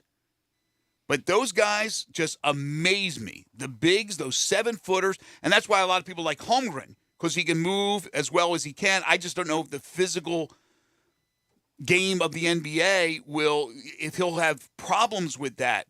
So I'm still suspect about Holmgren. I think he'll be an NBA player. I don't know how good an NBA player. But to watch Karl Anthony Towns, to watch Embiid, to watch Jokic, just absolutely incredible. Got a tweet from Jeffrey. It says, I'm not sure if there's anything that can be done, but these NBA players are going from playing at 80% to all of a sudden going 100+% because it's the playoffs. Bound to get these types of injuries. And this is something I wanted to bring up. This is interesting to me, and we have no idea if there's any correlation. So there's no way to knowing it. But you look at the minutes and the way these coaches are coaching these playoffs. Last night, for instance, there were 3 games played. Now, one of them did go to overtime.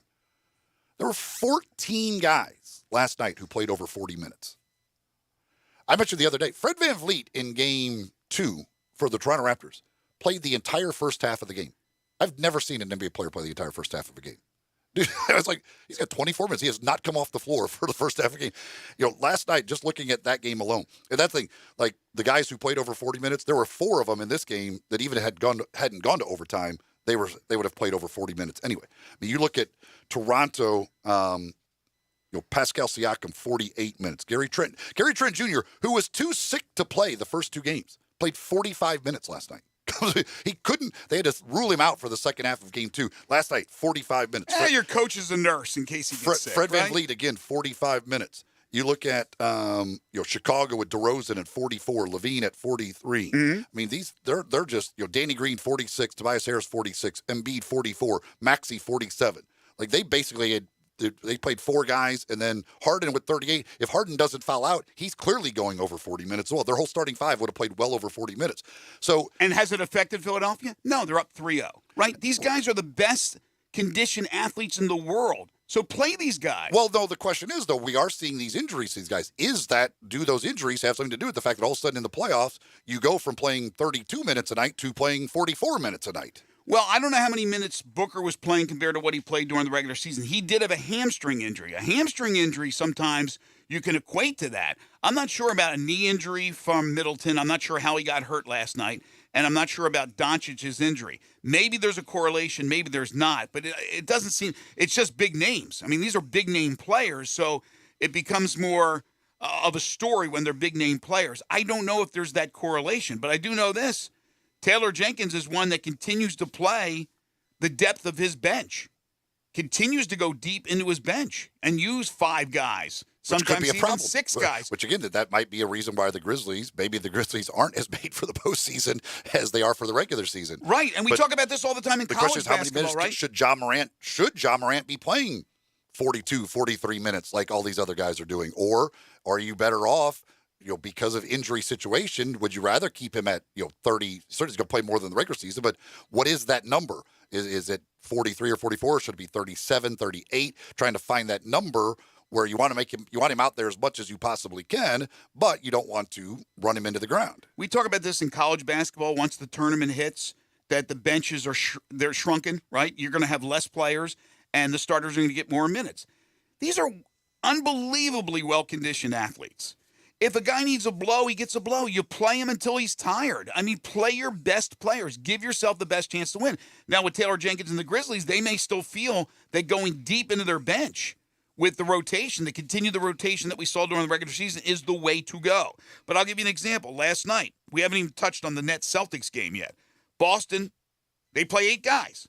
7 of them were in double figures. So I'm assuming that all of them had pretty significant minutes up there.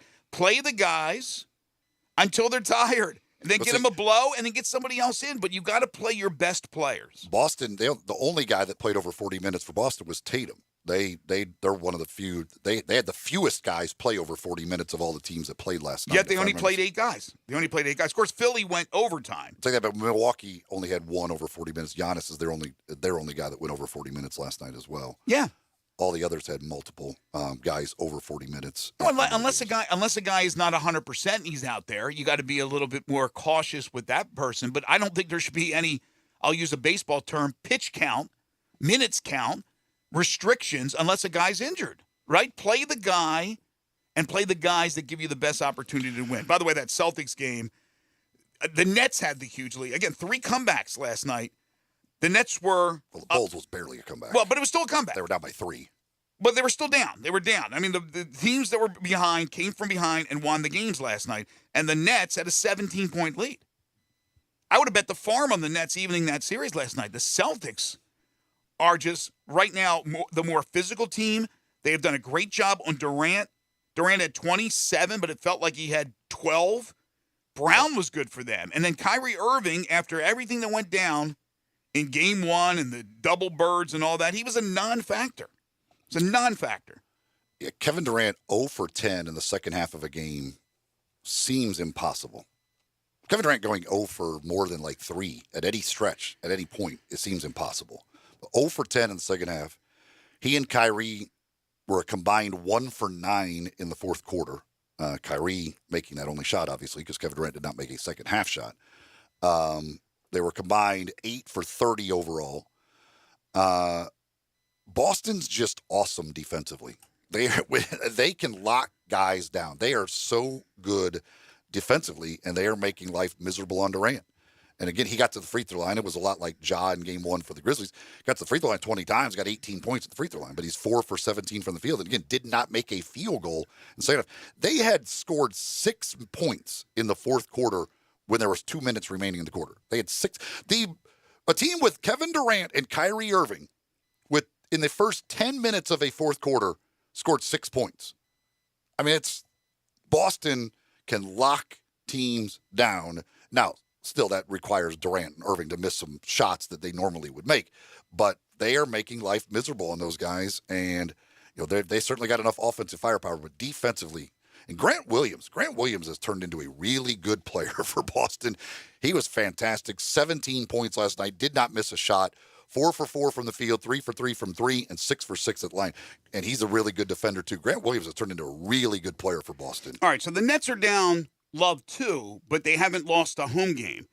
The question is, though, is Ben Simmons ready? And do you throw Ben Simmons in? And what a difference could Ben Simmons make, not shooting the ball, but distributing the ball and playing defense at his size with his length? Will he make a difference? Because you're right, Boston is a great defensive team. Defensive Player of the Year, Marcus Smart. I thought Boston would win the series. I picked Boston to win the series, but I did think the Nets would even it up last night. I needed Durant to score 30 for a personal same-game parlay. He did not, so I was disappointed at that. But to hold Irving and Durant to 1 for 10, and that's just unbelievable defense. But will the Nets, are they desperate now enough to get Ben Simmons in, basically sight unseen? That's a question moving forward in that playoff series. James Gaddis Jewelers, second-hour sponsor of Sports 56 Mornings. 4900 Poplar between Mendenhall and St. Nick, and on the web at GaddisJewelers.com. There's a lot of cool things they can do, including customizing your jewelry. They can make it to your specifications. You go in there, you tell them what you want. They can provide a free 3D rendering of what it will look like in just a couple of days. They could also take family heirlooms and do things with that. They just can create new jewelry out of old jewelry. But if it's new jewelry you're looking for, they have nothing but the best. The best diamonds around. They are your bridal, engagement, and anniversary jeweler headquarters. But if you're looking for a particular gemstone, they have them all. Bracelets, necklaces, estate jewelry, vintage jewelry. It's James Gaddis Jewelers. They got 2 repair experts for fine watches and jewelry that can help you daily. Layaway and financing is available. Go see them at 4900 Poplar in the heart of East Memphis. It's right between Mendenhall and St. Nick. Tell them you heard it here on Sports 56 Mornings, or go to the website, GaddisJewelers.com. When we come back, our buddy Clayton Collier from ABC 24 on the Grizz and the Timberwolves series. This is Sports 56 Mornings with Greg and Eli on Real Sports Talk, Sports 56 and 98.5 FM. Get your afternoon started with Peter Edmiston and Anthony Sang and Sports 56 Grind Time. Weekdays from 1 to 3 on Sports 56 and 98.5 FM. At Jason's Deli, when you're dining in or picking up curbside, you can expect wholesome food and no surprises, just delicious sandwiches, crisp salads, and quick quality meals made with the freshest ingredients and no artificial trans fats, MSG, high fructose corn syrup, or artificial colors and dyes. Around here, a lot of thought goes into what we put into our food and what we take out of it, because you're not just taking a bite, you're getting a taste of who we are. New items are constantly being created to expand our menu for all tastes and special diets, with vegan and gluten-free options available. Convenience and on-time delivery you can count on. It's just a click away at jasonsdeli.com, so whether you need to feed 5 people or 5,000, the team at Jason's Deli, they have the credentials and the commitment to keep you satisfied. Freshness is nearby at Jason's Deli, with locations at Ridgeway in the Park Place Center, Poplar and Highland, Germantown Road in Cordova, and on Goodman Road in Olive Branch. Jason's Deli. It's wholesome food and no surprises. Golfers, swing into Edwin Watts Golf Shops for the hottest new arrivals from Titleist, featuring the new Titleist Vokey SM9 wedges, their most superior handcrafted wedge design ever. The new SM9 grooves are cut to maximize the interaction of ball and face for lower flight and higher spin. Get precise distance and trajectory control like a pro with the SM9s. Swing by Edwin Watts Golf Shops and get custom fit today. Edwin Watts Golf Shops, home of the 90-day satisfaction guarantee, and shop us online at worldwidegolfshops.com.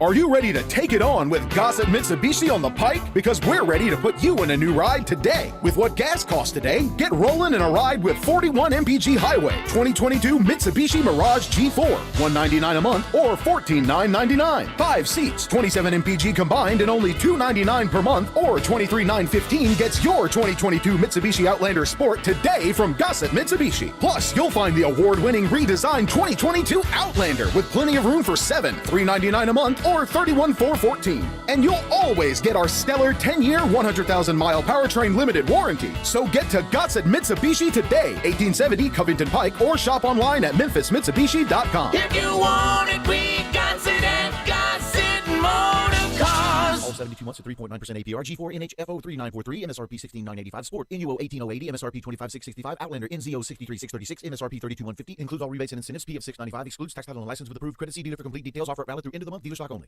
Hi, this is Lauren Choate with Choate's Air Conditioning, Heating, and Plumbing. Did you know Willis Carrier invented the modern air conditioning system in 1902? Since then, a lot has changed, but one thing that hasn't is being comfortable in your home. Choate's prides itself in creating the most comfort possible with each one of our customers' HVAC systems we install. We believe the best system on the market today is the Carrier Infinity System. This system has the ability to save up to 50% or more on your utilities compared to your existing HVAC system and is tailored to enhance your comfort with its state-of-the-art green speed technology. Right now, Carrier is offering up to 72 months, no interest financing, or rebates of up to $1,650 on a new Carrier Infinity System. Don't miss this limited time offer to have a more comfortable home and save money on your utility bills. Give us a call today at 347-8086 or visit us at ChoatesHVAC.com for more information. And remember, Choates, let our family serve your family. In the alley since 1948, the world-famous Rendezvous. John, it's so good to see everything kind of getting back to normal. Brett, we've done a lot of ads before, but maybe it's time for me to do a recap. We have valet parking at the end of our alley on Monroe. On Fridays and Saturdays, we give away our wonderful red beans and rice until it runs out. And you know we like to do things local. Miss Barbara Jackson of O Taste and See has been making these wonderful chess and pecan pies, that's pecan, not pecan, and key lime pies for dessert. And we just started serving this wonderful gelato from Sweet Magnolia Gelato Company. And just to remind everybody, you don't eat cheese and sausage with a knife and fork. You take a cracker, you put sausage on it, you put a piece of cheese on it, a little mustard or a little sauce, take a bite and chase it with the pickle. Brett, we've always been the place for all gatherings, whether they're corporate, rehearsal dinners, retirement parties, birthday parties, whatever. We seat anywhere from 20 people to 250 people. And oh, by the way, we are now open for lunch from 11 o'clock on Tuesday through Saturday. Come see us at the Rendezvous. Listen Sundays at 11 a.m. to join Idlewild Presbyterian Church for worship. Idlewild is a PCUSA church located in Midtown Memphis.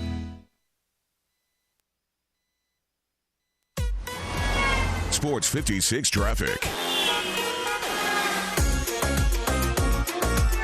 We have a lot of accidents on the roadways this morning. Still working an accident on I-240 East at Getwell. The right lane and the right shoulder is still blocked. I-240, the Midtown I-240 South at Norris Road, the right shoulder is still blocked. I-40 West at Sycamore View, the right shoulder is blocked. The arm ramp from Lamar onto I-240 at Prescott, we have an accident there. Nell Road between Highway 64 and Poplar Corner down in DeSoto County, that area has been closed until further notice. Accidents on Chulahoma at Mackham, and then Austin P Highway at Coleman. So please take it easy out on the roadways. This is your Sports 56 traffic update.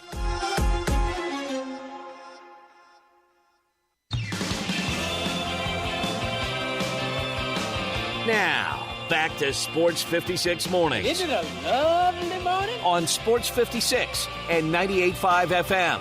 This hour brought to you by James Gaddis Jewelers.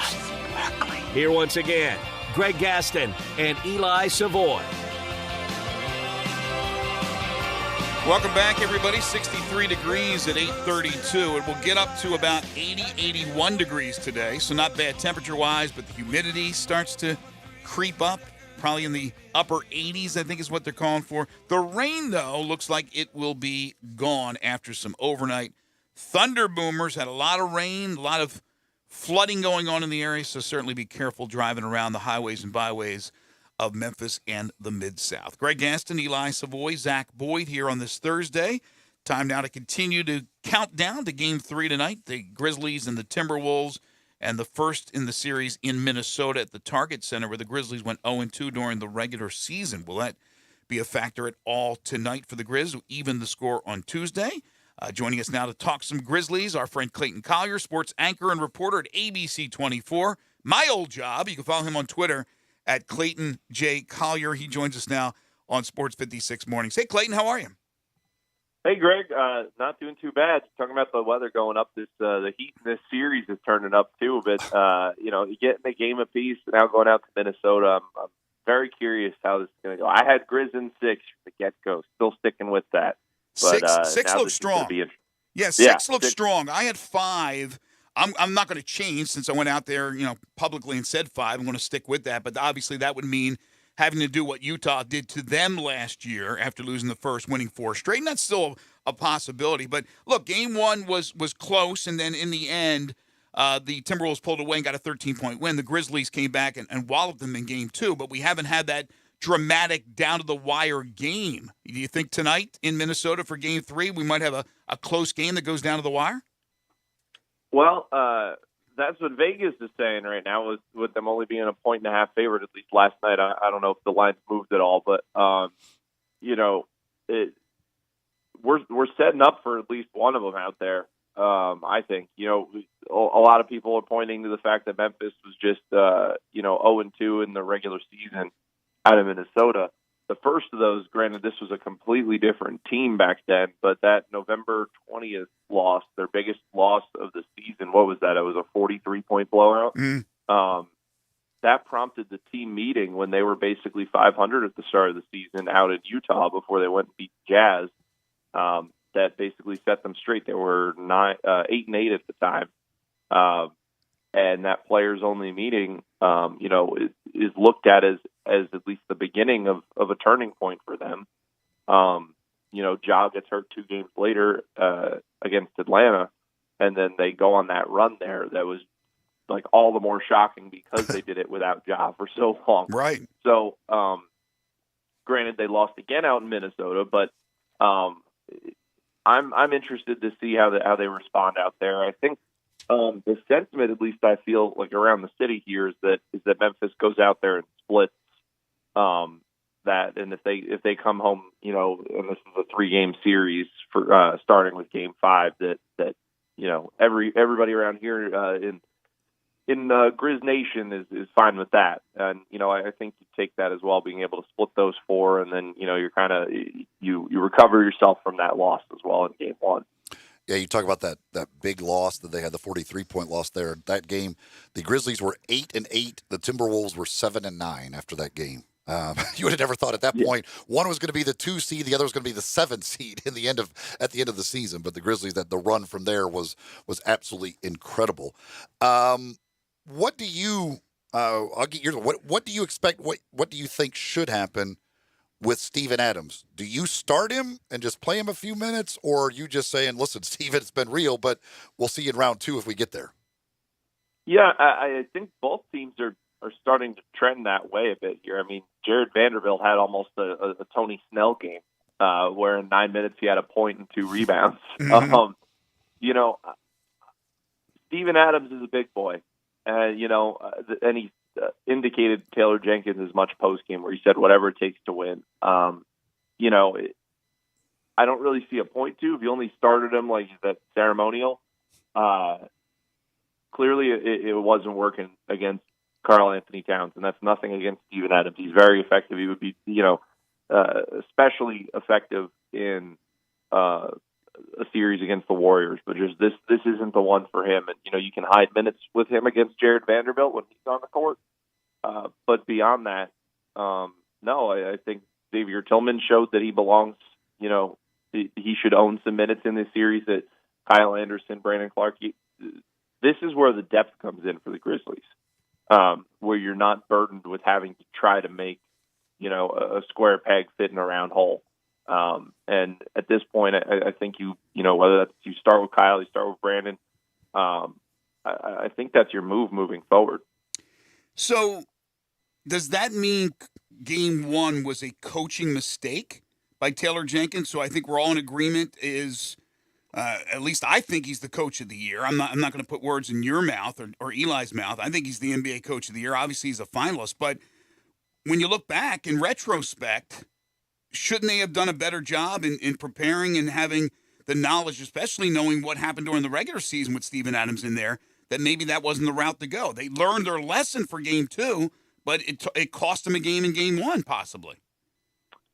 Yeah, I mean, I think there was a lot that wasn't working for Memphis. I mean, that was one factor of it, which they also corrected more towards the second half of that game with Steven Adams. But, I think your three-point shot wasn't falling. Obviously, the rebounding was hurt by Steven Adams. But, Jaren getting into foul trouble, getting frustrated, they were just off their game and reacting for most of that game anyway. So I think there was more there than just that. I don't think you can blame it, game one, on Taylor Jenkins playing Steven Adams too long. But, looking ahead for game three as well, I mean, nothing broke right in game two for the Minnesota Timberwolves. That's the thing with them is their peaks can absolutely beat Memphis and they can take another game. But the consistency for the Timberwolves has not been there throughout the season. They're the leading scoring team in the NBA this year, and they were held to under 100 points. You're not going to have many games where Anthony Edwards, Karl Anthony Towns, and D'Angelo Russell does not get more than 20 points. And so I'd be surprised if we see that again in game three, or even in game four between the three of them. But Memphis was effective in locking them down. They also, they take the most threes and they make the most threes in the NBA because of the fact that they take the most threes. But, they shot 28% in that game, and Memphis managed to also hit, 11 threes, and getting to that point was massively effective for them as well. Now, what happens on the rebounding battle tonight, that'll be key as well. But in game one, not a lot right broke for Memphis. In game two, not a lot broke right for the Timberwolves. So it seems to be setting up that at some point we're going to see both of these teams kind of at their best, or at least near their best. And I think that's going to be the classic battle that, we've been talking about that could be on the horizon for these teams, because we've also seen in those two home games at FedEx Forum in the regular season what it's like when both these teams are on and how they are battling. Right, and good point. those games were awesome, because I remember I was at both of those, and I was just like, these two teams play each other really well. This would be a great series, and sure enough, we get that in the first round matchup. You mentioned that their big three, and during the regular season, they averaged 75 points between them against the Grizzlies. Game one, they got 75 points against the Grizzlies. Game two, they only got, 46 or 45. To me, 60 is kind of the magic number. If you could keep those three guys at 60 or below, I think you got a really good chance. They get up around that 75 mark, that's really hard unless Beasley does nothing and nobody else does anything. But I think that and then just keeping up somewhat at the 3-point line, if you do that against the Timberwolves, you've got a pretty darn good chance. You do, and Beasley's also another key. I mean, he was 3 of 6 in that second game. He was not nearly as effective as what we saw in game one. So I'd also be surprised if if it's another completely quiet night from him. A lot broke right for Memphis in game two. That was another one of them. So, and the explosion off the bench was another thing for Memphis that was incredibly effective. I know we always say that, like, stars win playoff series in the playoffs, not depth. And in Game 2, depth won, Memphis that game. Yeah, and the fouls were a big part of that. If it's not all the foul trouble, that depth may not have played such a big part. But all the foul trouble required both teams to go a lot deeper on their bench than they probably wanted to. Yeah, and, I don't know if we'll get to see it in this series, but I think it'd be a hell of a game if we can see Jaren Jackson Jr. and, Karl Anthony Towns going at it where, it's not just one or the other in foul trouble and the other one getting to, it's a matter of going by committee to try to stop the other. Then I think we'd really get that battle that we've been talking about. Absolutely. There's no question about it. And then one other point about Game 1, I'll move on, is a lot of those shots that Minnesota was making was low percentage. Memphis did a good job in guarding. They were just making everything. And sometimes you just got to tip your cap to teams that just come out and have that explosive offense, and they certainly did. They're a very capable team, but they were making a lot of shots that weren't the highest percentage of shots that they took in Game 1. We're talking to Clayton Collier, sports anchor and reporter at ABC24. You can follow him on Twitter at Clayton J. Collier. Certainly you need players to make shots to have your assist numbers go up, and that's exactly what Ja was able to do in Game 2. But I thought overall, though, even though it looked better with the assist numbers, Ja just found open guys, whereas in Game 1, I thought he put a little bit too much on his shoulders. Remember, he had only played the one game against New Orleans on that Saturday after missing a bunch of games. I thought he put a lot on his own shoulder and tried to force a little bit. I thought he was more like the superstar we know in Game number 2 in distributing, making shots, getting to the free throw line, hit some threes. Did you see that the same way I did? Yeah, absolutely. I mean, I think also it helped that out of that gate, we were talking going into Game 2 just how effective that the Grizzlies needed to be in those first couple minutes and, get that first punch that they didn't get in Game 1. And then the first quarter just ended up being, a concert of whistles. Yeah. So I think that probably helped Memphis, in a way settle in and not, feel like they had to because nobody was getting the first punch. The only people punching were the rest. Right. So I think that was a good way for them to settle in. But, yeah, also Ja, I mean, we saw 32 in Game 1, and, you look at that, you say, wow, but, 16 of those were free throws, and you only had 3 field goals the final 3 quarters of that game. You need Ja Morant in there, and he exploded in that third quarter right when they needed it. And that's what, helped them establish that 36-point third quarter as well. So I think that's what you obviously need to see from Ja. It's a different playoff series from him than what we saw last year with the Jazz. I mean, he put up 101 points in those first 3 games. I'm curious if we're going to get that 40-plus game from Ja in this series, especially with the way that Minnesota has been crowding him. I'm not sure. You can't put anything past Ja, but it's going to be tougher for him to try to get that. Yeah, it's possible because he gets to the free throw line so many times, but there's so many more weapons for the Grizzlies, effective weapons. Obviously, Desmond Bane has become a dangerous three-point shooter for opponents, and you got Jaren rather be more aggressive going to the hole. He's at least hit some shots from outside in Game 2. And then, of course, you got Brooks, and I expect Brooks to throw up a lot of shots early tonight in Game 3 to kind of reestablish his offensive capability after an off Game 2. All right, real quick, gut feeling for tonight. Gut feeling for tonight, I think it comes down to the wire a bit here. But I'm going to give the Grizzlies the edge. I'll say that they take Game 3, Game 4. I'm not too sure. I think that the Timberwolves have that edge there, whether or not they come back and get it. Mm-hmm. But for now, I'll say Grizz get it in a final minutes victory. I'll say they win by 2 or 3. Yeah, the Vegas line, like you said, 1.5, 2. I think it'll be a close one tonight as well. It's shaping up to be a close one after a couple of games that got out of hand for both teams, especially with the Grizzlies blowout in game number 2. Clayton Collier will have you covered. Make sure to follow him on Twitter at Clayton J. Collier and check him out on ABC24. Clayton, as always, thank you so much. Thank you, guys. Appreciate it. Take care.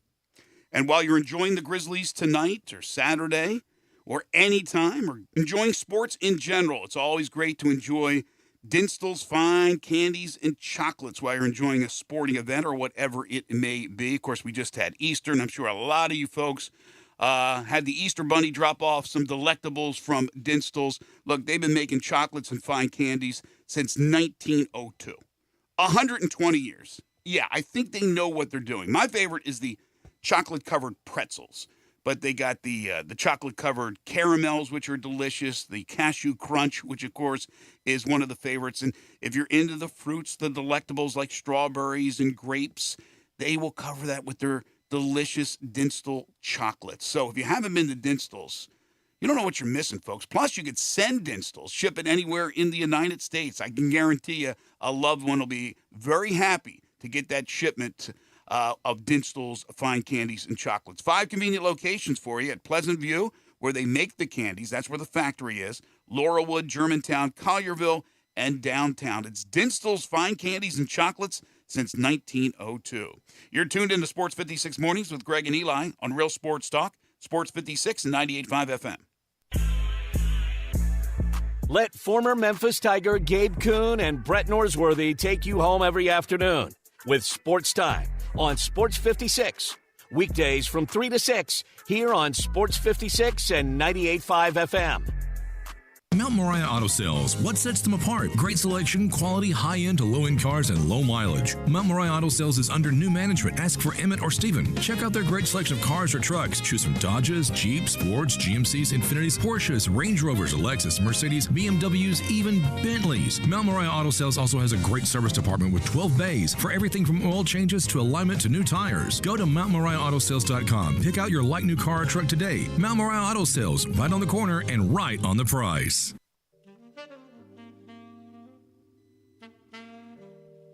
Remember when Anderton's was your favorite place? Well, it's been reborn as The Cove. With all Anderton's memorabilia and more, enjoy happy hour daily from 4 to 7 with Johnny Harden $5 lemon drops, the most extensive bourbon bar in Memphis, and extraordinary bar grub. My favorites, raw fresh oysters, the best oysters Rockefeller, and Stoner Pie, made from cream cheese, Rotel, beef tamales, and Fritos. The Cove also has great paninis and pizza. There's plenty to do at the Cove, too. Trivia Tuesday, Karaoke Wednesday, and live bands every Friday and Saturday. Find out the weekend lineup on Facebook or call 901-730-0719. Remember when you had a favorite place called Anderton's? Well, it's back as The Cove, 2559 Broad Avenue. The Cove, your favorite place to go. Visit Frontier Western Store today for new shirts and boots. Frontier is your top Carhartt store in the Mid-South. There's thousands of in-stock shirts and jeans. They have the classic K87 pocket tee in every color they make, including new ones just released, available small to 4X.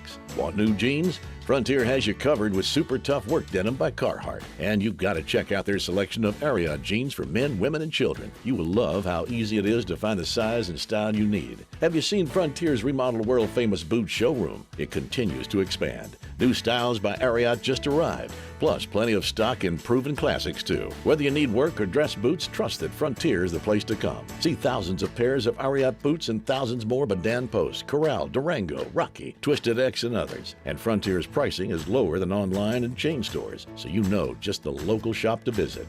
Frontier Western Store, 5880 Goodman Road in Olive Branch, and on the web at frontierwesternstore.com. Locally owned and operated since 1967. Add a little excitement to your sports watching experience by betting on all the action on FanDuel Sportsbook. There's a reason why FanDuel is America's #1 sportsbook. Their app is simple to use. They've got great odds on all different betting markets, unique fun bet types like same-game parlay, and exclusive always-on promotions such as enhanced odds boosts on the biggest events to let you get more action out of every game day. And if you win, they even get you your winnings safely in as little as 24 hours. If you've never tried FanDuel Sportsbook, what are you waiting for? Download the FanDuel Sportsbook app to get started. And be sure to sign up with promo code BIGHEAD so they know I sent you. That's FanDuel Sportsbook, promo code BIGHEAD. Must be 21 and older and present in Tennessee. First online real money wager only. $10 first deposit required. Bonus issued as non-withdrawable site credit that expires 14 days after receipt. Restrictions apply. See full terms at sportsbook.fanduel.com. Gambling problem? Call Tennessee Redline. 1-800-889-9789. When the weather gets better, I found a new place to really soak it in. It's the patio at the Commissary in Collierville. We all love the delicious Memphis-style barbecues. You can begin your barbecue fest with some great appetizers like the cheese plate or the tamales or the barbecue nachos. Oh, those smoked chicken wings, they're terrific too. Then dig into the ribs or the barbecue shoulder. Get it chopped or pulled on a sandwich. A big sandwich, or you can get it on a plate. You've got choice. And you've got choice in places. Don't forget the Germantown Commissary as well. Comes with beans and slaw, deviled eggs they're famous for. And Brad, you can even order by the pound, a 6-pack or an 8-pack or even a 12-pack. The Boss Man salad, the chicken plate, the barbecue shrimp. There's something for everybody, and those great desserts. The best icebox lemon pie anywhere. Or my favorite, the banana pudding. Check out the patio, TVs for sports, and music on the weekends. You love the Commissary. Now back to Sports 56 Mornings on Sports 56 and 98.5 FM. This hour is brought to you by James Gaddis Jewelers. Genuine diamonds, baby. Here once again, Greg Gaston and Eli Savoy. Coming up in hour number 3, Steven Johnson will join us from the Daily Memphian, talk Tigers basketball. By the way, John Rothstein yesterday said Kendrick Davis has cut his list from 7 to 5. Tomorrow he'll make the official announcement. I'm hearing again Memphis, as most people are, but he says the 5 are Kansas, Memphis, Texas Tech, TCU, and Houston. The Houston Cougars, another American Conference team, at least for another season or two. I got a crazy story here. This from Sports Illustrated, SI.com. After 51 years of working for the Detroit Red Wings, driving the Zamboni, for those who don't know, the Zamboni, right, cleans the ice, clears the ice, whatever they do with it between periods. It's always cool to watch the Zamboni driver. Guy by the name of Al Sabatka. He was fired because he was caught urinating into a drain. This according to the Detroit Free Press. He's 68 years old. He's suing the Red Wings, again, after working for him since he was 17, for discriminating against him on the basis of age and disability. According to the lawsuit filed in the Wayne County Circuit Court in Detroit, it states that Sabatka is diagnosed with a prostate disease. The condition causes a frequent and uncontrollable need to urinate. According to the documents, Sabatka drove a Zamboni machine into the garage at Little Caesars Arena on February 2nd, got the sudden urge to urinate. Instead of trying to go to the nearest bathroom that was 60 to 70 feet away, he urinated in one of the drains that lead into a sewer. The drain is designed to handle the ice runoff from the Zamboni machines. So one of the crew members saw him urinating. 2 days later, he was called into a meeting with a supervisor and a human resources representative. He was initially suspended for the week, but was officially terminated on February 17th. His lawyers are looking for compensatory damages per the report. Okay, how do you feel about this? Is it as simple as, hey, look, dude, there's a bathroom over there. I don't care what disease you have. Or do you feel for the guy who's 68, has this problem, doesn't want to urinate in his pants? I don't know if he wears an adult diaper. We won't go there. And gets canned after 51 years. Yeah, I mean, I feel for him. I don't know if he just absolutely couldn't make it to the bathroom. At least he did the drain and not just right on the floor, middle of nowhere. But George Costanza would say it's all drains. They're all drains. They're pipes. Make it to the bathroom. Make it to the bathroom. I don't have a hot take over this urination story, but I mean, do you think a guy should lose his job when he has a disease? Do you think he'll win in court? I have no idea. Depends on whether the judge has a similar issue. Yeah, I have no clue what the legal ramifications are here and what can be proved and not proven and all that stuff.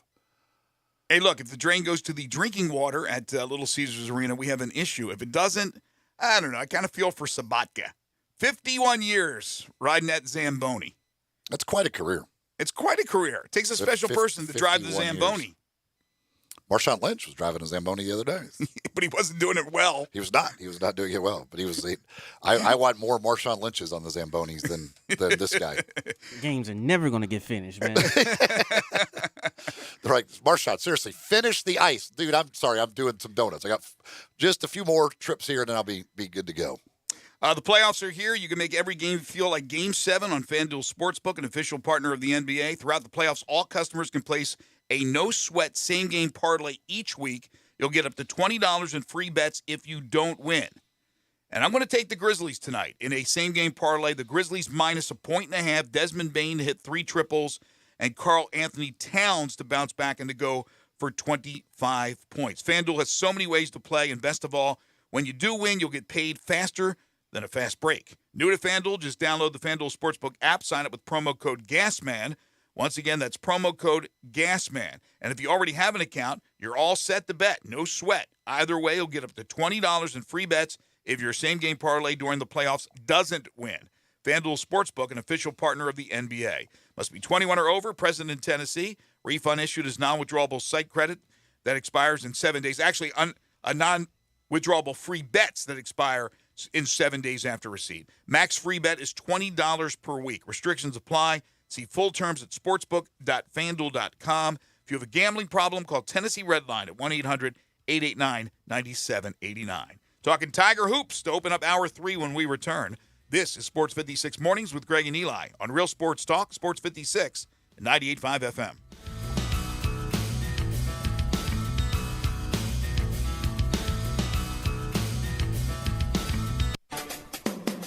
Hi, this is John Conway with Conway Services. When was the last time you had your heating system cleaned?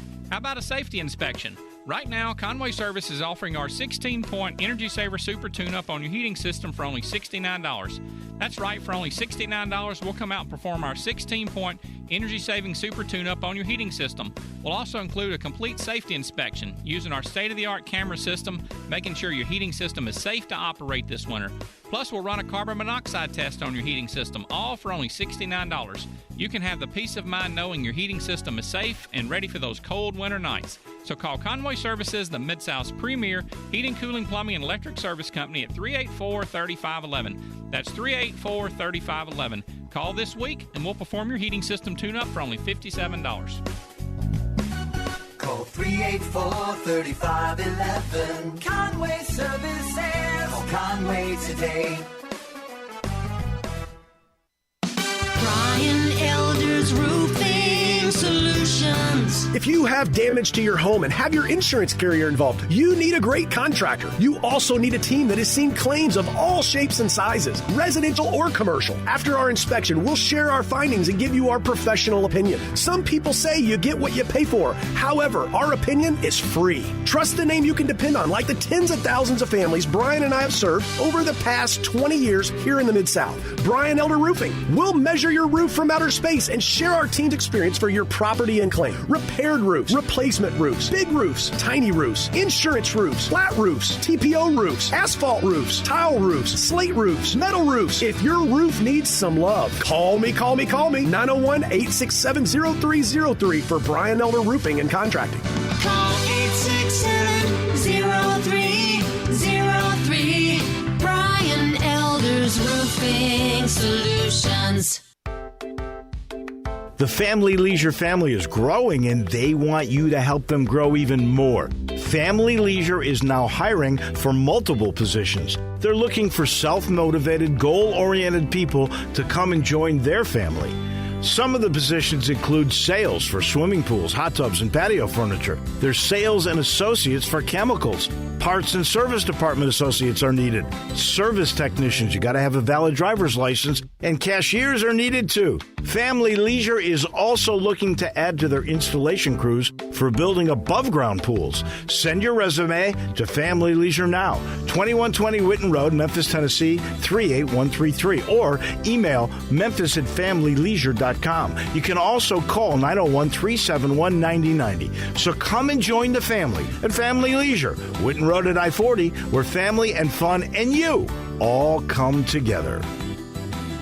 Are you ready to take it on with Gossett Mitsubishi on the Pike? Because we're ready to put you in a new ride today. With what gas costs today, get rolling in a ride with 41 MPG Highway 2022 Mitsubishi Mirage G4, $199 a month or $14,999. 5 seats, 27 MPG combined, and only $299 per month or $23,915 gets your 2022 Mitsubishi Outlander Sport today from Gossett Mitsubishi. Plus, you'll find the award-winning redesigned 2022 Outlander with plenty of room for 7, $399 a month or $31,414. And you'll always get our stellar 10-year, 100,000-mile powertrain limited warranty. So get to Gossett Mitsubishi today, 1870 Covington Pike, or shop online at memphismitsubishi.com. If you want it, we got it at Gossett Motor Cars. All 72 months at 3.9% APR. G4 NHFO 3943. MSRP 16985. Sport NUO 18080. MSRP 25665. Outlander NZO 63636. MSRP 32150. Includes all rebates and incentives. PF 695. Excludes tax title and license with approved credit. See dealer for complete details. Offer valid through end of the month. Dealer stock only. Juicy Seafood in South Haven at 775 Goodman is your next destination. Incredible seafood and a great bar as well. Happy hour daily from 11 a.m. to 9:30 p.m. Great beer specials. Buy 2, get 1 free. A bucket special of beers is just $18. Happy hour cocktails Monday through Thursday, 2 to 6 p.m. Buy 1, get 1 half off all liquor. Wine specials daily from 11 a.m. to 9:30 p.m. $4 and up. The feeling as you walk in is fun. It's like being on a cruise ship without the water. It's great for the whole family. Nice and intimate with real hand staff and great service. So if you're looking for some great fresh Gulf seafood, they got it at Juicy Seafood in South Haven. Great for guys and gals night out to watch the game or that overdue date night. Great shrimp and oysters from the Gulf, Alaskan crab legs, fresh lobster, awesome signature dishes like Mississippi farm-raised catfish, and seafood bread made from scratch topped with crab and shrimp and cheese. For the kids, you got chicken tenders and fried shrimp, so you can't go wrong. Bring your seafood appetite to Juicy Seafood at 775 Goodman in South Haven. We are Sports 56, WHBQ Memphis, and W253DF Memphis. Flynn Broadcasting Stations. Oh, yeah. Sports 56 traffic.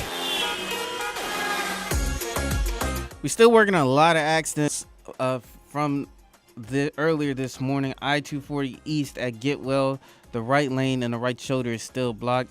Midtown 240 South at Norris Road, the right shoulder is still blocked.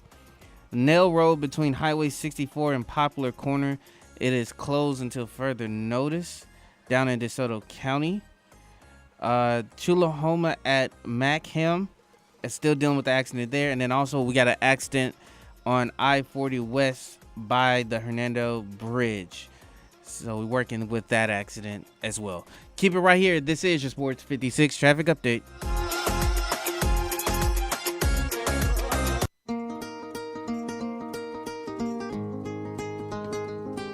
Now back to Sports 56 mornings on Sports 56 and 98.5 FM. This hour is brought to you by Acura of Memphis. Get them to sign on the line which is dotted.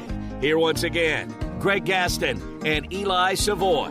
Gonna put the world away for a minute. Pretend I don't live in. Welcome back, everyone. 9:05 the time. Hour number 3 here on Sports 56 Mornings. Greg Gaston, Eli Savoy, and Zach Boyd. We're in the Family Leisure Studios where family and fun come together. Family Leisure, 2120 Whitten Road. That's just north of I-40. The rain rolling out of the area after some overnight thunder boomers and a lot of flooding early this morning, unfortunately. Currently, it is up to 65 degrees. It's expected to reach just about 80, maybe even 81 degrees today. Cloudy. It'll start to clear up a little bit around dinner time, but the rain at least is leaving the area. And tomorrow looks to be fantastic. Sunshine in the 80s. Unfortunately, the humidity is coming back just in time for the Music Fest, which I believe is next weekend. Is that correct, Eli? That is correct. Next weekend will be the Beale Street Music Festival, not on Beale Street. It will be over at Liberty Park. Do we call it now Liberty Park? As opposed to the fairgrounds? I mean, you know, where the spaceship continues to sit. I call it Mid-South Coliseum. Coming up a little bit later on in the hour, we'll talk Major League Baseball. A lot happened from last night. Got some NFL news, including another disgruntled wide receiver. And we'll wrap up our pregame and preview of the Grizzlies and Game 3 of their series with the Minnesota Timberwolves. But right now, it is time to talk some Tigers hoops. It's always great to have Steven Johnson on the program. He's the Memphis Tigers men's basketball beat writer for the Daily Memphian. You can follow him on Twitter at Stephen M. Johnson _. He joins us now on Sports 56 Mornings. How are you, my friend? Hey, I'm doing all right, Greg. How about you guys? I'm good. I don't know if I talked to you about. I feel like I've brought this up before when we've had you on the show, but do you get a chance to take a vacation? Because every day something is normally going to happen with Memphis basketball. To have a quiet day is very rare. Are you afraid, like, if you turn off your phone for like a minute, something's going to happen? Oh, yeah, absolutely. Anytime you take a nap, I mean, honestly, going to the gym, if I don't have my laptop, within reach, I get a little anxious just because you never know if somebody's going to enter the transfer portal or maybe some other guy wants to come to Memphis or something like that. So it's a weird time. You try to find some time to rest and relax a little bit, but with this program, man, like you said, your Wednesday, you can see an assistant coach leave and 2 players hit the portal or 2 guys commit. So it's been a little nerve-wracking, but I've gotten some rest, though. It's still a lot of fun for especially a beat writer that covers a team like that, but also in the way college basketball stands right now. We just had the big news last night with Jade Wright. So you know that there's probably going to be a player or 2 from Villanova that's going to jump right in the portal. There's been just in the last week just a number of really big-time players that have entered the portal, and one with a lot of potential from Memphis, as you know, Amani Bates. But let's start with the big news that could be happening tomorrow night for the Memphis Tigers. How confident do you feel that Kendrick Davis, the top player in the American Conference out of SMU, will transfer to Memphis? On a scale of 1 to 10, I would go for 8 or 9. I never try to say anything's a lock, but I was talking to some people earlier this week from the Memphis side. They all still feel like he's coming. They've had confidence he's coming for a while now. Memphis was the only school he visited along with Texas Tech, I believe. So I think that should kind of tell you how serious his interest is in Memphis. So I think unless something drastic happens tonight or maybe last night or anything like that, I think he's going to be a Tiger. And I think I think Jalen Duren was number 1. I think Kendrick Davis might be number 2 in terms of recruiting pickups for Penny so far in his tenure. Do you expect what's he have eligibility-wise left? From my understanding, he would be a super senior, so he would have 1 more year of eligibility left. So that would be his last year or next year, wherever he plays at.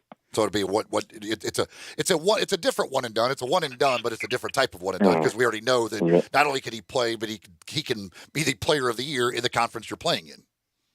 Yep, absolutely. So I think, and honestly, I think the way Kendrick performed against Penny this season was one of those reasons that he's focused so heavy on going in the transfer portal. You guys, they have no incoming freshmen committed or signed or anything like that. They're going to go very heavy in the transfer portal if they get him. They already have Elijah McCadden. I would suspect they will probably try to bring in maybe 3 or 4 more guys, honestly. So it's going to be a transfer-heavy class. It's going to be a very experienced team next year, which I think is what Penny wants after facing so many older teams this past year. So with the Davis deal, and again, nothing official until he announces tomorrow, and that's when he's scheduled to do so, but most feel confident that it will be Memphis. It's interesting because Eli and I have talked about this before. You got 1 year left for a guy. You don't know what's going to happen with Memphis because of their situation, whether or not they will be penalized once the IARP officially hands down what penalties will come their way, whether or not there'll be a postseason ban. So to me, it tells me that if Kendrick Davis comes to Memphis, it's 2 things. It's 1, it's Penny Hardaway. That Penny Hardaway, who was such a great player, will help me develop more to be ready for the NBA. And 2, I probably got some nice NIL deals lined up, because if you are going to basically poo-poo a possibility that you will not play in the postseason, for that, it tells you that making the postseason is important, but it's not that important. Yeah, I would agree on both points. I think the relationship and kind of the admiration for Penny is maybe the biggest thing, honestly, just because I think he was quoted in a newspaper or something like that. He loves beating Penny, so it could be kind of a full circle moment. Instead of being his rival, now he's going to be coached by Penny. It can really kind of not save him, but if you land Kendrick Davis, all the kind of the negative press, I think that stem from those allegations wouldn't be completely gone, but we will be able to talk a lot more about what the team is going to look like on the court. Mm-hmm. And secondly, I do think making the tournament matters to him, but I think with NIL, and I think the fact that as it stands right now, Kendrick Davis is going to come in here, and if he commits, that is, and he's going to be expected to kind of have full control of the offense. So this could be a situation where he's asked to average, 20-something a game. We need 7 to 8 assists. And I think that would be very good for his profile for his draft statement, because regardless if Memphis gets that postseason ban, they're still going to be one of the most watched teams in the NCAA. He'll still be on a bigger stage than, say, he was at SMU. So I think even if they get that postseason ban, I think Davis is looking at it as like a win-win situation. I can play for Penny. I can play on a slightly bigger stage, and I'm playing in a bigger market where I'm sure I can make some NIL money as well, too. One of the, I guess, consequences of the idea that Davis is coming, Tyler Harris on his way out. Not his decision. What do you think of the way the whole situation with Tyler Harris was handled? I didn't love it. Talking to some people, as Tyler said on Twitter, it wasn't his decision. I can't confirm he was asked by the leadership and the coaching staff to kind of explore his other options. I believe the phrase was Penny was quote unquote cleaning the house and trying to kind of almost start over with a new slate of players, which is basically what's going to happen, judging by everybody who's left through via the portal of the draft. So, I know they're involved with other guys. Kendrick, Caleb Murphy from South Florida is another guy they feel strong that they're going to get. They're going to bring in some bigs, but I'm a little surprised that they couldn't find, or they were in a position where they really thought there's going to be no role for Tyler next year, considering that we thought that case last year. Mm-hmm. And I'm not sure the Tigers will be as talented this upcoming season. So I'm still a little surprised by it. Tyler definitely wanted to stay. And I don't know, man. I just think we saw how big Tyler was. I think Tyler could easily help them as much as Elijah McCadden will this year. But, that's a coaching staff decision. I didn't necessarily love it, but Penny has a plan, and if he lands Davis, then I guess he's earned the benefit of the doubt for at least for us to see who exactly he brings in to kind of replace Tyler. Well, Alana, was Tyler willing to stay another year as a walk-on, or if he was going to stay, did he want a scholarship? Do you know? I don't think it really mattered to him per se. The scholarship or things. I think he would have loved to have one, and at this point, I think Memphis would have had one available, depending on who they would have brought in and things like that. But I don't think that really had any impact on his decision. I just think it was something as simple as they came to him and said, "Hey, we think it's best for you to go explore your options." So I think that was more so to do with it than the scholarship or anything like that. Yeah, and I don't think if they are penalized eventually from the IARP with scholarship reduction, it probably would not affect this next season, correct? You're not going to give out scholarships, get ready to start a season, all of a sudden the penalties are you lose 2 scholarships. I would imagine that would start the season after, correct? Yeah, I mean, yeah. Yeah, so well, where we're at right now, like I said, I check their website every day to see if they ever schedule a final hearing.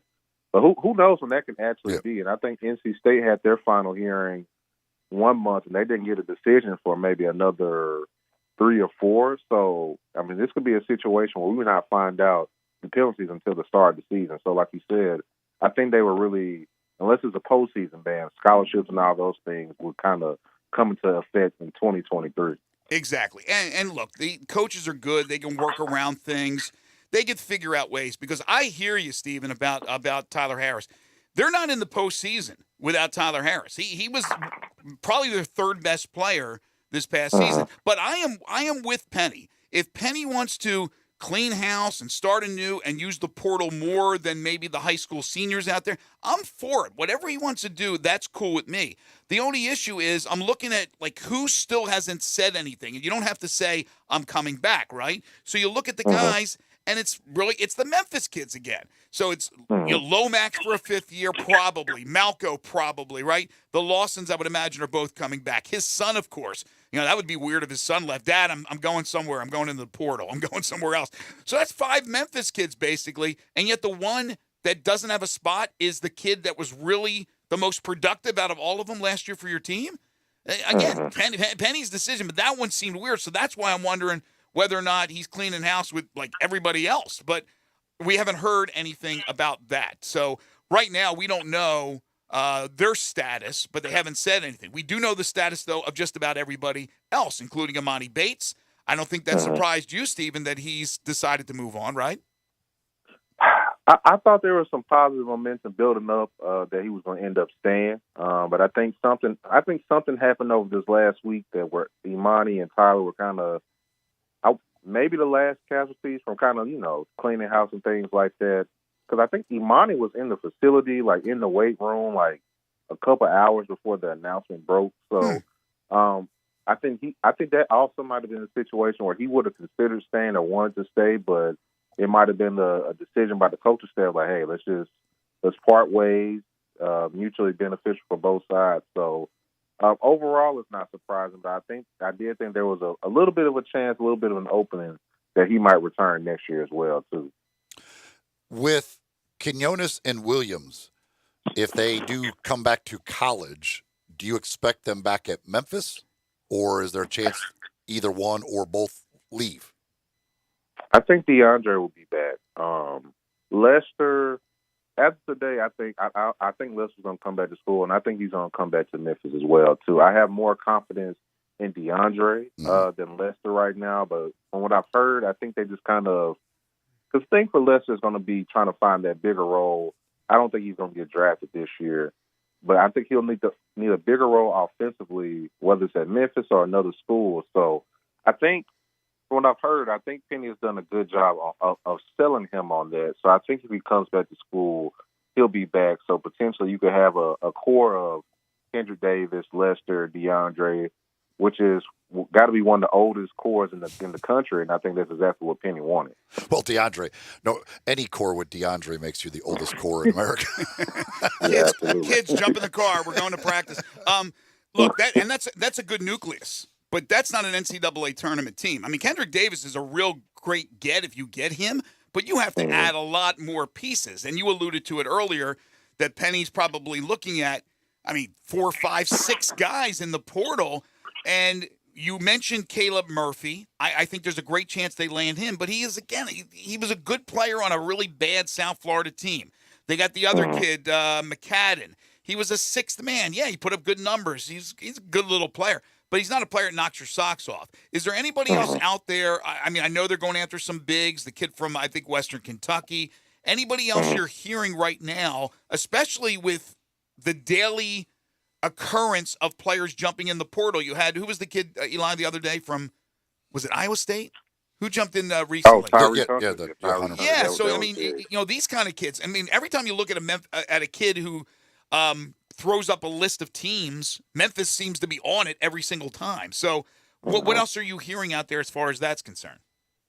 The biggest name is another wing, Antonio Reeves from Illinois State. I think this guy, he was a 20-point-a-game scorer. I think he was all-conference.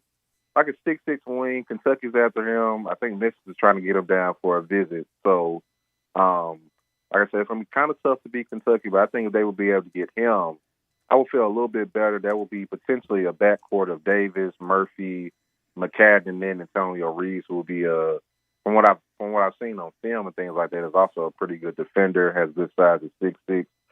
So that's the biggest name I've heard. And if they can get him on campus, I think anytime Memphis can get a kid on campus for a visit, it automatically improves their chances. Just because I think some recruits may underestimate what exactly the facilities are, how much the school, the city just enjoys basketball. So that's the biggest name left on the board as of today outside of Kendrick Davis.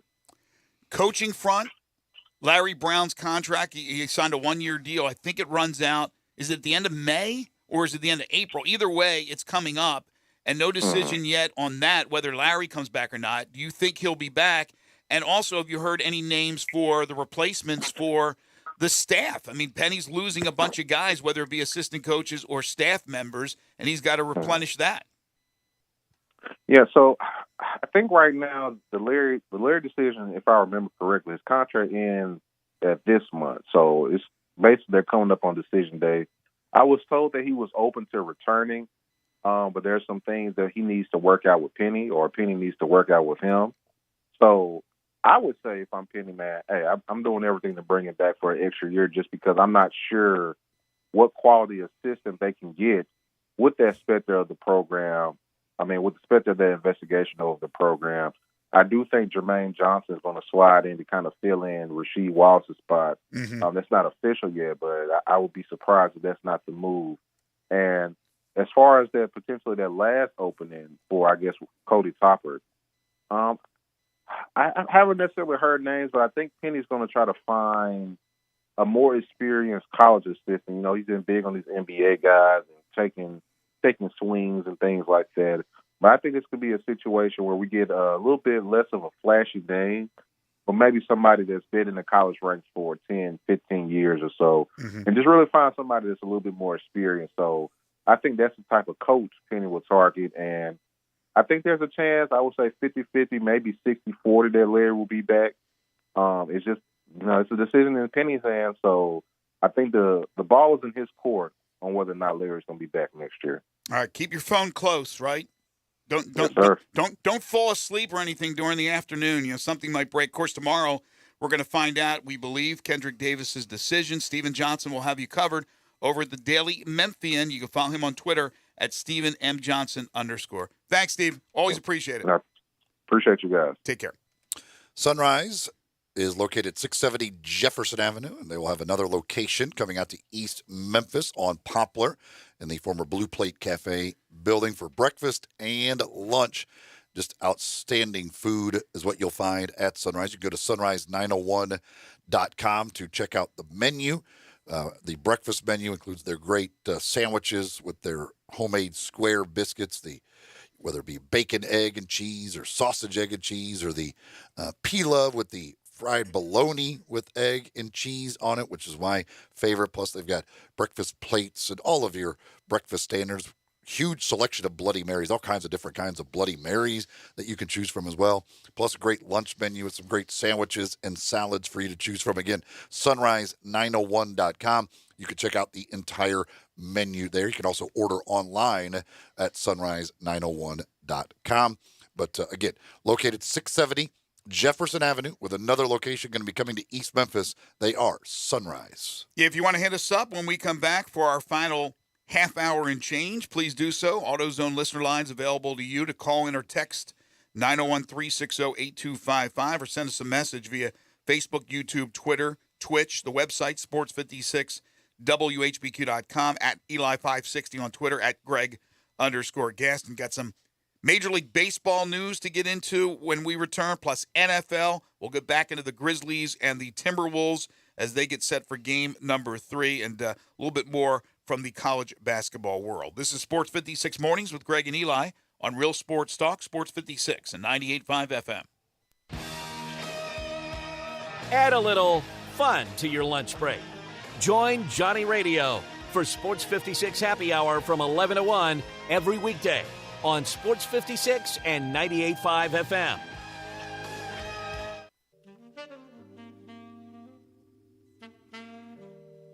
Remember when Anderton's was your favorite place? Well, it's been reborn as The Cove. With all Anderton's memorabilia and more, enjoy happy hour daily from 4 to 7 with Johnny Harden $5 lemon drops, the most extensive bourbon bar in Memphis, and extraordinary bar grub. My favorites, raw fresh oysters, the best oysters Rockefeller, and stoner pie made from cream cheese, rotel, beef tamales, and Fritos.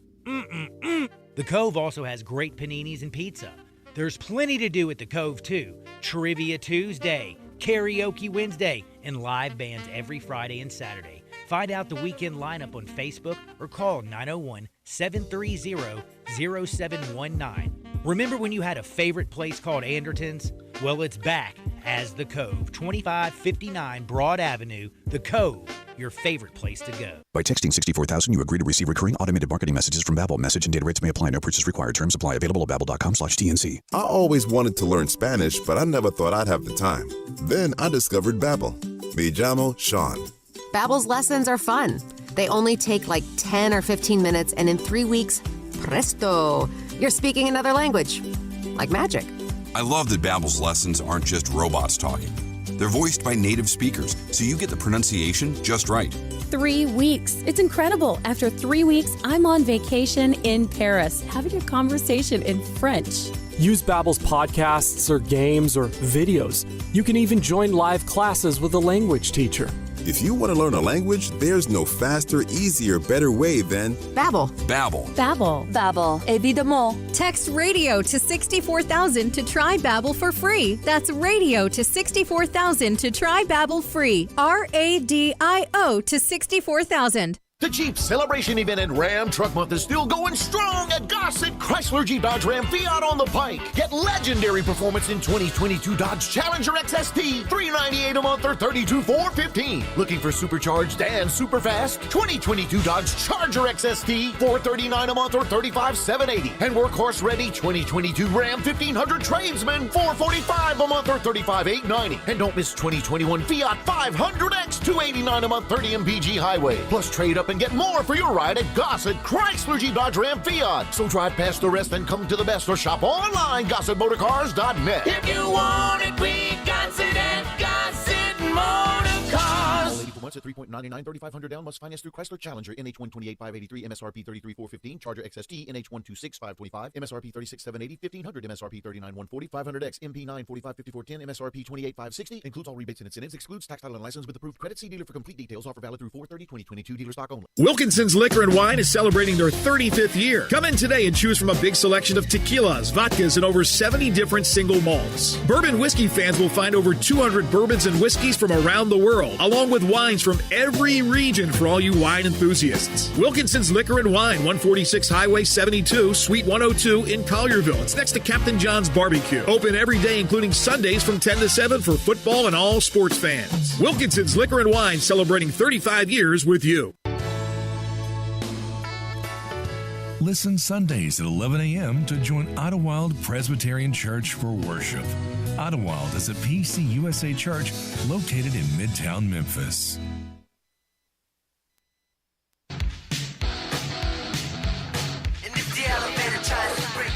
Now, back to Sports 56 Mornings on Sports 56 and 98.5 FM. This hour is brought to you by Acura of Memphis. Here once again are Greg Gaston and Eli Savoy.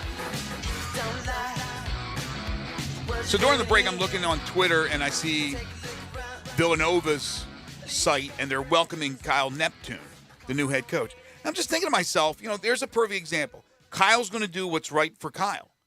And he bolts to take this job. You're going to take this job, right? Everybody in their right mind is going to take this job. He has a connection to Villanova, and so he leaves Fordham. So all those kids at Fordham that signed, they're without the coach they signed under. And then Villanova, the guys coming in, and even the guys returning, signed for Jay Wright. Jay Wright's gone. Now it's Kyle Neptune. Some may elect to stay. Others will leave. So, again, if the coach can just bolt like that from his coaching job to another coaching job, this portal makes it right for these guys to be able to leave and go somewhere else. And I know it's crazy because there's no regulations and it is the Wild Wild West and it is a form of free agency, but there should be some things in place, some rules and regulations. I don't know what rules and regulations, but there should be something. But they should have the right. Well, there to be are able some rules. I mean, it's not. Well, there's I know. a date you have to go in by to be able to immediately eligible, all that stuff. I mean, it's not. Of course, all of these guys who are transferring for second time, I'm not sure how they're going to handle that, but that'll have to be. Some of them will be graduates, others will not. So I don't know how to handle that. But I mean, there are some rules around it, but not enough. Not enough to where it should be a little bit more controlled. But again, I understand now the players themselves are starting to get the rights that they deserve. Because again, a coach, drop of a hat, can leave. This is exactly what's happening here with the Villanova Fordham situation. So why not a player to be able to just bolt? Some do it for now different reasons because of NIL deals that they may get somewhere else. The grass isn't always greener right on the other side. I understand that. But they should have that. They should have the ability to do so, and they have that ability right now through the transfer portal. And then obviously with the NIL, they have the ability to benefit financially from their blood, sweat, and tears.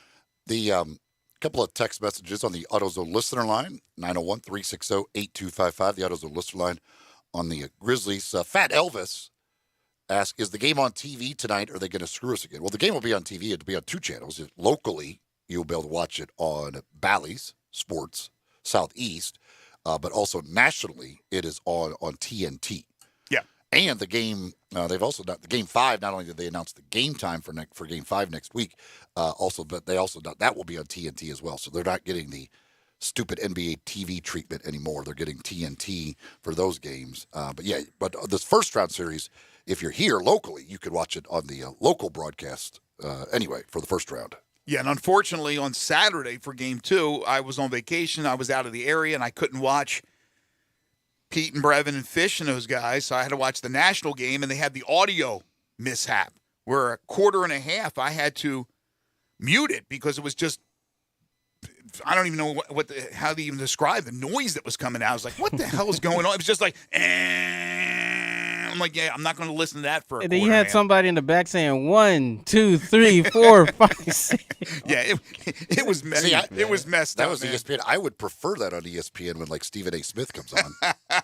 That's the way you think he sounds. No, that sounds a lot better. Another texter says, I say Jenkins should not give the start to Adams. Each minute is valuable. No point in wasting any. We do not want to risk getting off to a slow start like we did in Game 1. I think you risk giving them a lot of momentum on their home court in front of a raucous crowd if you start Adams. That's fair. I mean, that's a fair assessment. It's not going to make a difference as far as Steven Adams' feelings. So certainly Steven Adams isn't going to sulk if he doesn't start. I just know that coaches are creatures of habit. It wouldn't surprise me either way because I don't know Jenkins that well, and whether he's superstitious or this or that. But Adams, I can imagine him getting the start and then being pulled. But I also can imagine Kyle Anderson starting, or they just start Brandon Clark right from the get-go. Tillman's going to get a lot more minutes, and Adams going to get a lot less minutes, if any, because that's the trend, and that's the right trend. Melvin is dialed in on the AutoZone listener lines, wants to talk about the Tigers. Melvin, how are you? Hey, how you guys been doing? Doing What's good. up, Melvin? Thanks, man. Yeah, I just want to touch on, the stuff been going on in the portal, possibly getting Davis.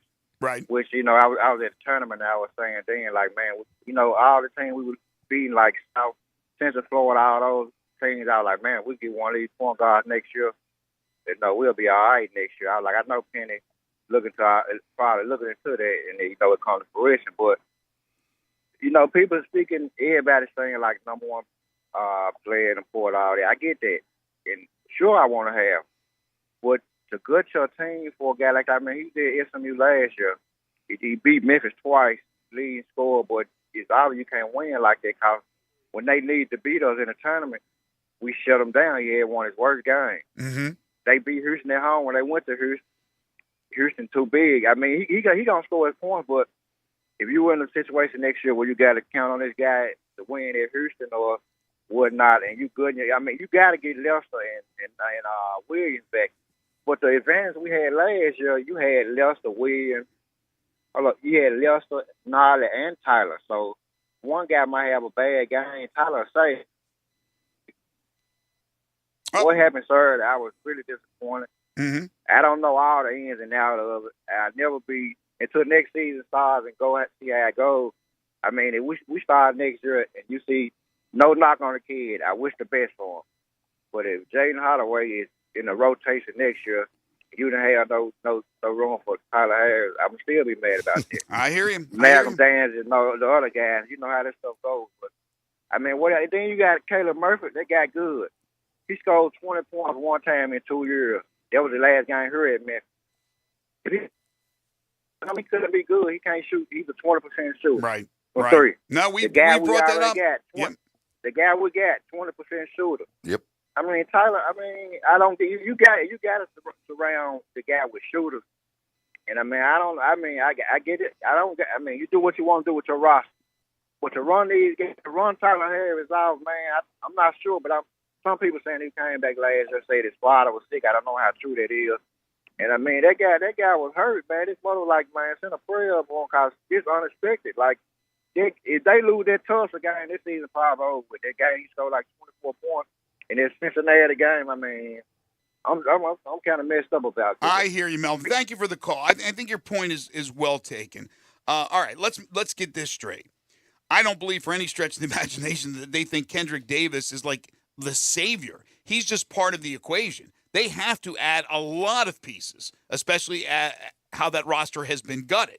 Tyler Harris, I don't know if there was anything else that went on behind closed doors. I don't know. On the surface, though, it makes sense to me that out of all those kids from Memphis, other than maybe your son, that's the guy you keep because he was effective. But Penny wants to do what Penny wants to do, and that's fine. That's his prerogative. I have no problems. In fact, I like the fact that he's going to go out there and try to bring new players. But if you come in with, Malco's getting his minutes and Jaden's getting his minutes and Alo's getting his minutes on, you're not winning unless you're getting 5 Kendrick Davis types. Kendrick Davis is a small guy. He can be taken out of a game. There's no question. That's why you got to surround him with other players. Now, here's the question. Whether or not they're able to get the guys that they would normally be able to get through the portal with the IARP sanctions hovering.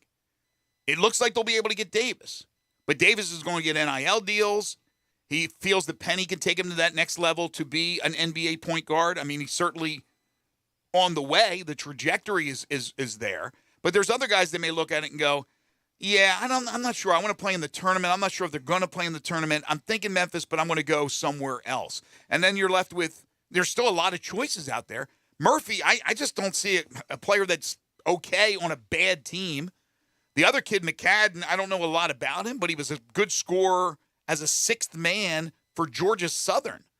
Now, it doesn't mean you come from a smaller school, you can't be really, really good. It's just finding that chemistry, but you have to get some bigs, which they're going after. You have to get some wing scoring. If you lose Quinones, you've already lost Nolly. I mean, Davis is a scorer, but he can't do it all himself. If they shut him down, they need wing scorers. And certainly Murphy is not one of them. So there's going to be 5, 6, 7 guys that he's adding. But right now, I wonder if it's harder for them to add some of these guys because, again, the kids are contemplating, well, is Memphis going to get penalized or not? Well, yeah, certainly. I mean, these kids have to consider that, especially if you're a 1-year eligible guy. Not knowing for sure exactly what that would be. But I've said it last week when this all first started really coming out and it looked like they're getting him. Kendrick Davis is a really good player. Obviously, you can't be conference player of the year if you're not. But this idea that, like, he makes them immediately like some, like, national contender or something is just mind-boggling to me. Were people saying that when I was on vacation? There was one, and I don't remember who it was. Somebody tweeted that, like, getting Kendrick Davis, whoever gets Kendrick Davis immediately becomes a top 10 contender. That's ridiculous. He's never been to the NCAA tournament. He was a really good player at SMU. What did it get him? An NIT win. They won one conference tournament game and an NIT game with him. That's it. Like, they've accomplished nothing. And if you're going to say, well, he didn't have anybody with him, well, Faron Hunt, who was there 2 years ago, is on a 2-way contract in the NBA right now. I don't know many Tiger players that are going to get 2-way contracts in the NBA. The Twins last year were pretty darn good players. I mean, it wasn't surrounded with nothing in SMU. Like, this idea that Kendrick Davis is going to suddenly come in and he's just all by himself makes them this really good team. Like, he didn't do it at SMU. Like, why is he going to do it here? No, Davis is a piece. They need a lot of pieces because their roster is depleted. For them to be a competitive team next year, they can't just do it with Kendrick Davis. There's a lot of pieces that need to be found, and that's what Penny is doing right now. And my thing, that's why I asked Steven about Tyler Harris. If Tyler Harris was willing to stay as a walk-on and literally still not even take a scholarship, I don't understand running Tyler Harris off because of Kendrick Davis. Yeah, that's why I said there's got to be something more to that. Because, again, of the kids from Memphis, if they're all coming back, that's the one. That guy is the one that's gone, and it was not his decision. He was the one that absolutely helped you get to the NCAA tournament last year. Alan has dialed in on the subject of the NIL. Alan, how are you?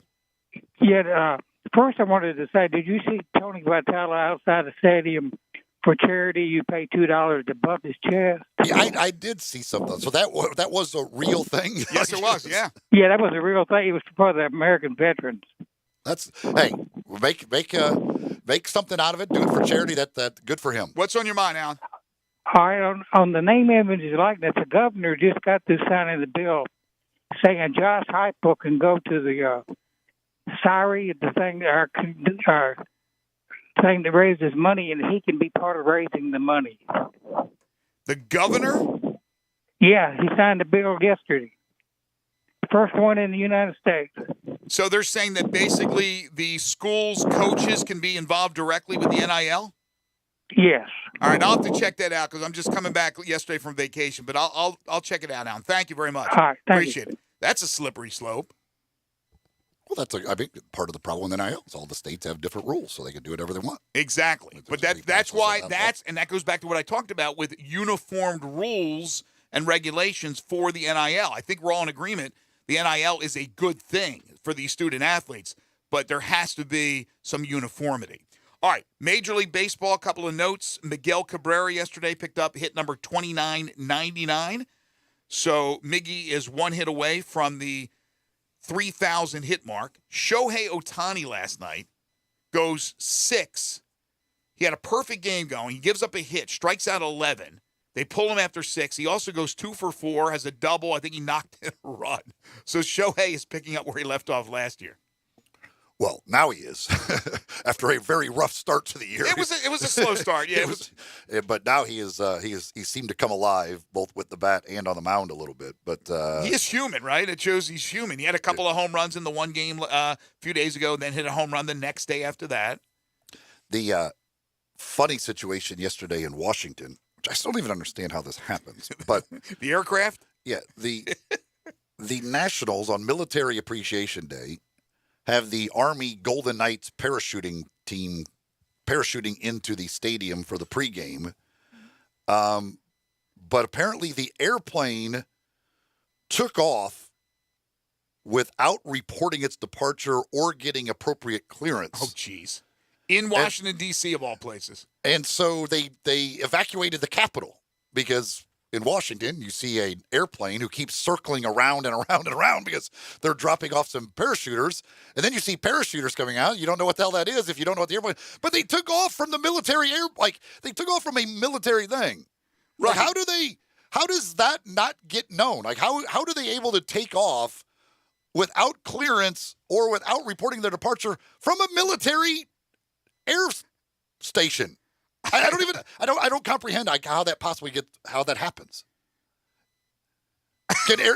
Airplanes just leaving without anybody knowing who they are or what they are from a military airbase? No, you shouldn't be able to. I saw that news. Somebody yesterday. had to know, no, that's the parachuters. They're going up to jump down to the Nationals game. Like, how does that not ever get communicated on to the Capitol and other folks that, by the way, if you see this airplane circling around, that's the Army guys. They're jumping down for the Washington game. Right. So you're saying, wow, there could possibly be miscommunication in this great country of ours. I mean, I saw the tweet. The first thing was they're evacuating the Capitol. I'm like, oh my God, what is going on? 5 minutes later, yeah, the Nationals are doing something with. I'm like, come on. That's the first thing I thought of. How do you not communicate to each other? Like you said, you're taking off in aircraft from an air base or an airport of some venue. There has to be this information. It is relayed. Military people. This wasn't just some rinky-dink operation of parachuters. True, military people. That just said, we're going to take off and fly over the Capitol. They didn't realize they are literally military people flying from a military airport. Yeah, I'll just sneak this aircraft up in the air. Nobody's going to notice it. I don't understand how nobody, when it's military, how that can be not known. One other note from last night in the majors: the Oakland A's hosting the Baltimore Orioles in a battle of big time contenders. 2,703 people in Oakland for the game. The A's are doing a very good job of forcing their way out of Oakland. They have to, right? I mean, I don't know where do you think the landing spot? I know Nashville is looking at getting a new Major League Baseball team if they expand. Are we talking Vegas? Follow the Raiders out there? I think Vegas is one of those. I mean, Nashville certainly I could get in that mix, I guess. I don't know for sure what other cities are possibilities, but certainly Vegas I think would be a very logical one. But clearly, I mean, Oakland, the A's are trying their best to. They got rid of all their good players. They cut everything. the payroll and they upped the prices. Yeah, I mean they're trying to for tickets force their way out. And yeah, they're doing a good job when you're drawing 27. Like the video that somebody took from like first pitch, like literally, you can't find a person in the stands. Like, you can't. I was like, look, I don't even see a person. Like there's not a. It looked like a COVID game. Like it looked like the COVID games when there was no fans in attendance. Like you would have thought that was a video taken from one of the COVID year. Looked like a couple of those USFL games in Birmingham. Of course, they had some weather issues at least, and the one game that they had attendance was the Birmingham team, which is going to be the case the whole time. I know it was because of COVID and everything like that, but I never understood why they didn't put the teams in their own cities, because nobody's going to go to watch those games that don't involve the Birmingham Stallions. It's pretty crazy. Yeah, I don't that whole thing. And they had the bad weather the one day, but I don't I don't know how they're expecting to draw many fans for those games when it's not Birmingham playing. It's going to be tough for those cities to really develop a connection to those teams anyway. Right. Let alone when they're not, when it's not your team at all, and people aren't traveling. I don't think the people are like, man, we got to get up to Birmingham to see our team play. They don't even. I'm not even sure they know in those cities that their team is playing. Probably don't even know they have a team in those cities. When we come back, final segment, a few final words on the Grizzlies and the Timberwolves game number 3. And tell me if you've heard this before. There is a disgruntled wide receiver in the National Football League. This is Sports 56 Mornings with Greg and Eli on Real Sports Talk, Sports 56 and 98.5 FM. Join the voice of the Tigers, Dave Woloshin, for Wolo and Friends. Weekday mornings from 10 to 11 here on Sports 56 and 98.5 FM. Golfers, swing into Edwin Watts Golf Shops for the hottest new arrivals from Titleist, featuring the new Titleist Vokey SM9 wedges, their most superior handcrafted wedge design ever. The new SM9 grooves are cut to maximize the interaction of ball and face for lower flight and higher spin. Get precise distance and trajectory control like a pro with the SM9s. Swing by Edwin Watts Golf Shops and get custom fit today. Edwin Watts Golf Shops, home of the 90-day satisfaction guarantee, and shop us online at worldwidegolfshops.com.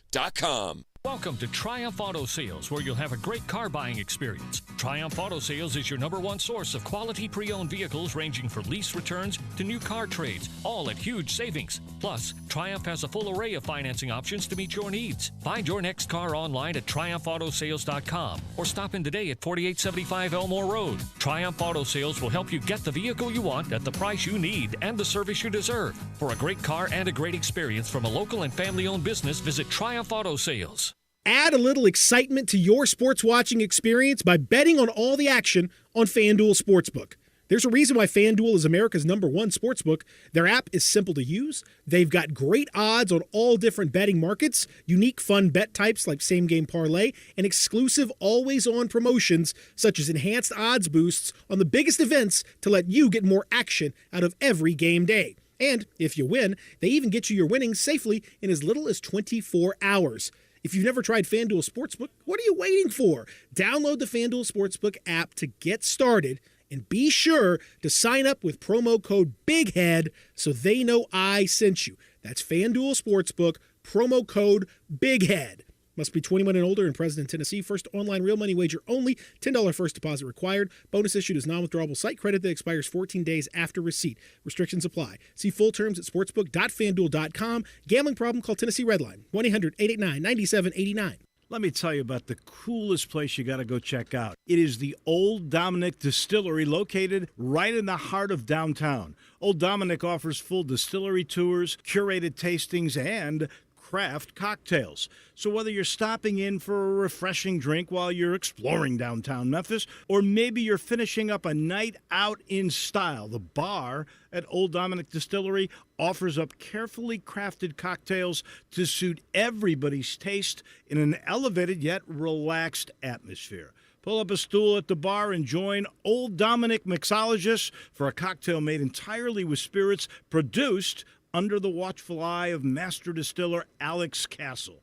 So whether you fancy an old-fashioned or maybe you want to try a flight of Old Dominick products, the expert mixologists at Old Dominick, they're ready to serve you. Visit OldDominick.com for bar hours, or maybe you want a 45-minute tour. Any way you look at it, you'll love Old Dominick.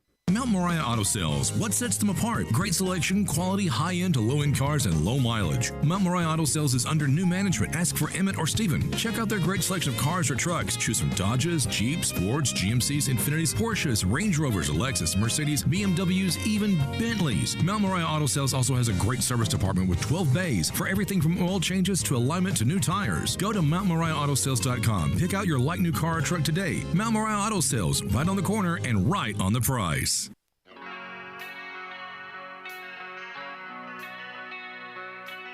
Now back to Sports 56 Mornings on Sports 56 and 98.5 FM. This hour is brought to you by Acura of Memphis. Power is everything. Here once again, Greg Gaston and Eli Savoy.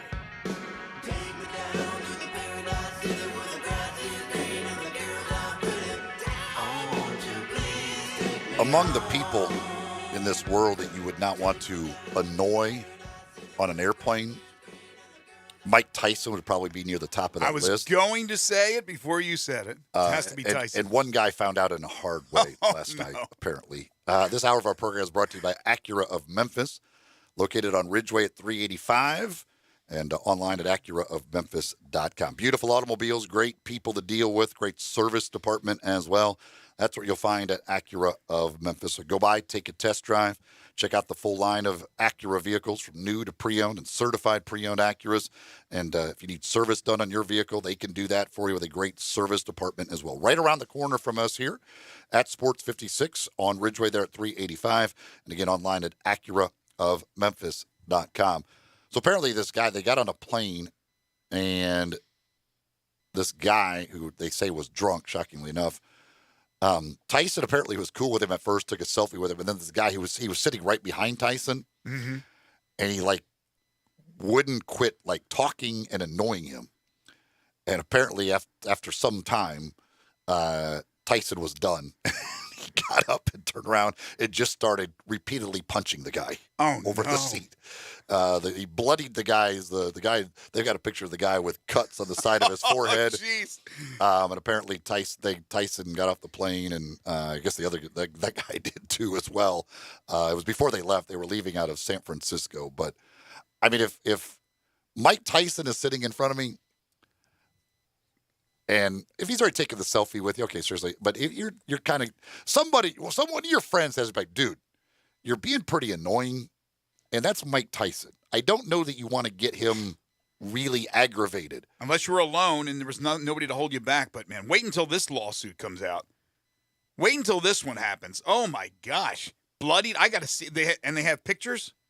Yeah, it's not real bad. He was... Oh, yeah, I say it. That guy looks like he'd be annoying right there. Why is homie got duck lips on his picture, man? Homie's a duck. He's, don't mess with Mike Tyson. You're right. Probably at the top of the list of people to mess with or not to mess with. Don't mess with Mike Tyson. When Mike Tyson if Mike Tyson's 85 years old, I'm still scared of Mike Tyson. Yeah. I'm not messing with that dude. I don't want to annoy him, because if he gets mad, he's going to beat the crap out of me. He could literally be in a wheelchair, and I'd be like, I'm not messing with Mike Tyson. I feel like he could still beat the crap out of me. So just note to self, if Mike Tyson's sitting in front of you, don't be an annoying passenger behind him. In fact, treat him like the sun. You don't want to stare into the sun. Just a quick little glance or cleavage, right? I don't even think and then move away. I'm pretty sure I would not be willing to ask Mike Tyson to take a selfie. I would be scared, he's going to get mad that I asked to take a selfie. I'd be like, nope, I'm not. I'm just not doing anything to make Mike Tyson angry. I wonder if the Genesis or the Phil Collins song, I wonder if that was playing as the muzak on the plane. You get the little music. Remember from Hangover? Mm-hmm. Yeah, maybe that was playing, and he turned around on the beat and just drilled the guy. Deebo Samuel has asked the 49ers for a trade. Surprise, surprise. Final year of his rookie contract is coming up here in 2022. He wants more money. Devontae Adams got his money. Tyreek Hill got his money. Stephon Diggs, he got paid. Deebo Samuel now wants a trade. It's not about the money. He says it is about the money. The Colts, my team, certainly one of the teams interested. I think everybody's interested to get Deebo Samuel. He's represented, by the way, by Tony Dandy, who also represents A.J. Brown, who's got his own issues with Tennessee, and DK Metcalf of the Seattle Seahawks, both former Ole Miss wide receivers. Matt Damon and Ben Affleck to co-write and star in a film about Nike's pursuit of Michael Jordan. Matt Damon will play Sonny Vaccaro. Ben Affleck will play Nike co-founder Phil Knight. And I believe Joe Pesci is going to play Michael Jordan. Good casting for that one, I think. I was going to say, it's like, okay, we're going to have Matt Damon play Michael Jordan. I'm like I don't know if this is going to go well. Michael B. Jordan has to play Michael Jordan, doesn't he? Just go get Michael Jordan to play Michael Jordan. All right, tonight, Grizzlies game 3. What do you think? I think the Grizzlies win. I get the Grizzlies. Vegas has it as a 1.5-point game. The Grizzlies a road favorite. Look, I don't know if there's much you can do if you're the Timberwolves of adjusting to what happened in game 2. If the real Grizzlies play tonight, which was the Grizzlies we saw in game 2, even if Minnesota makes more shots like they did in game 1 than they did in game 2, which you got to figure they will, I think the Grizzlies are just a better team. I think tonight we get a close game. The Grizzlies will win against the Timberwolves. We're back tomorrow to recap game number 3 of the NBA playoff series between the Grizzlies and the Timberwolves. John Varlas will join us, as he does every Friday at 7:25. We'll talk spring football. The Tigers will culminate their spring football session with Friday night stripes tomorrow night. Ryan Silverfield, their head coach, will join us at 9:25, plus 10 in a row, the game show that has swept the nation. Big thanks to Clayton Collier and Steven Johnson for joining us today. Waldo and Friends on Sports 56 is coming up next. For Eli Savoy and Zach Boyd, I'm Greg Gaston. Enjoy the rest of your Thursday, everybody.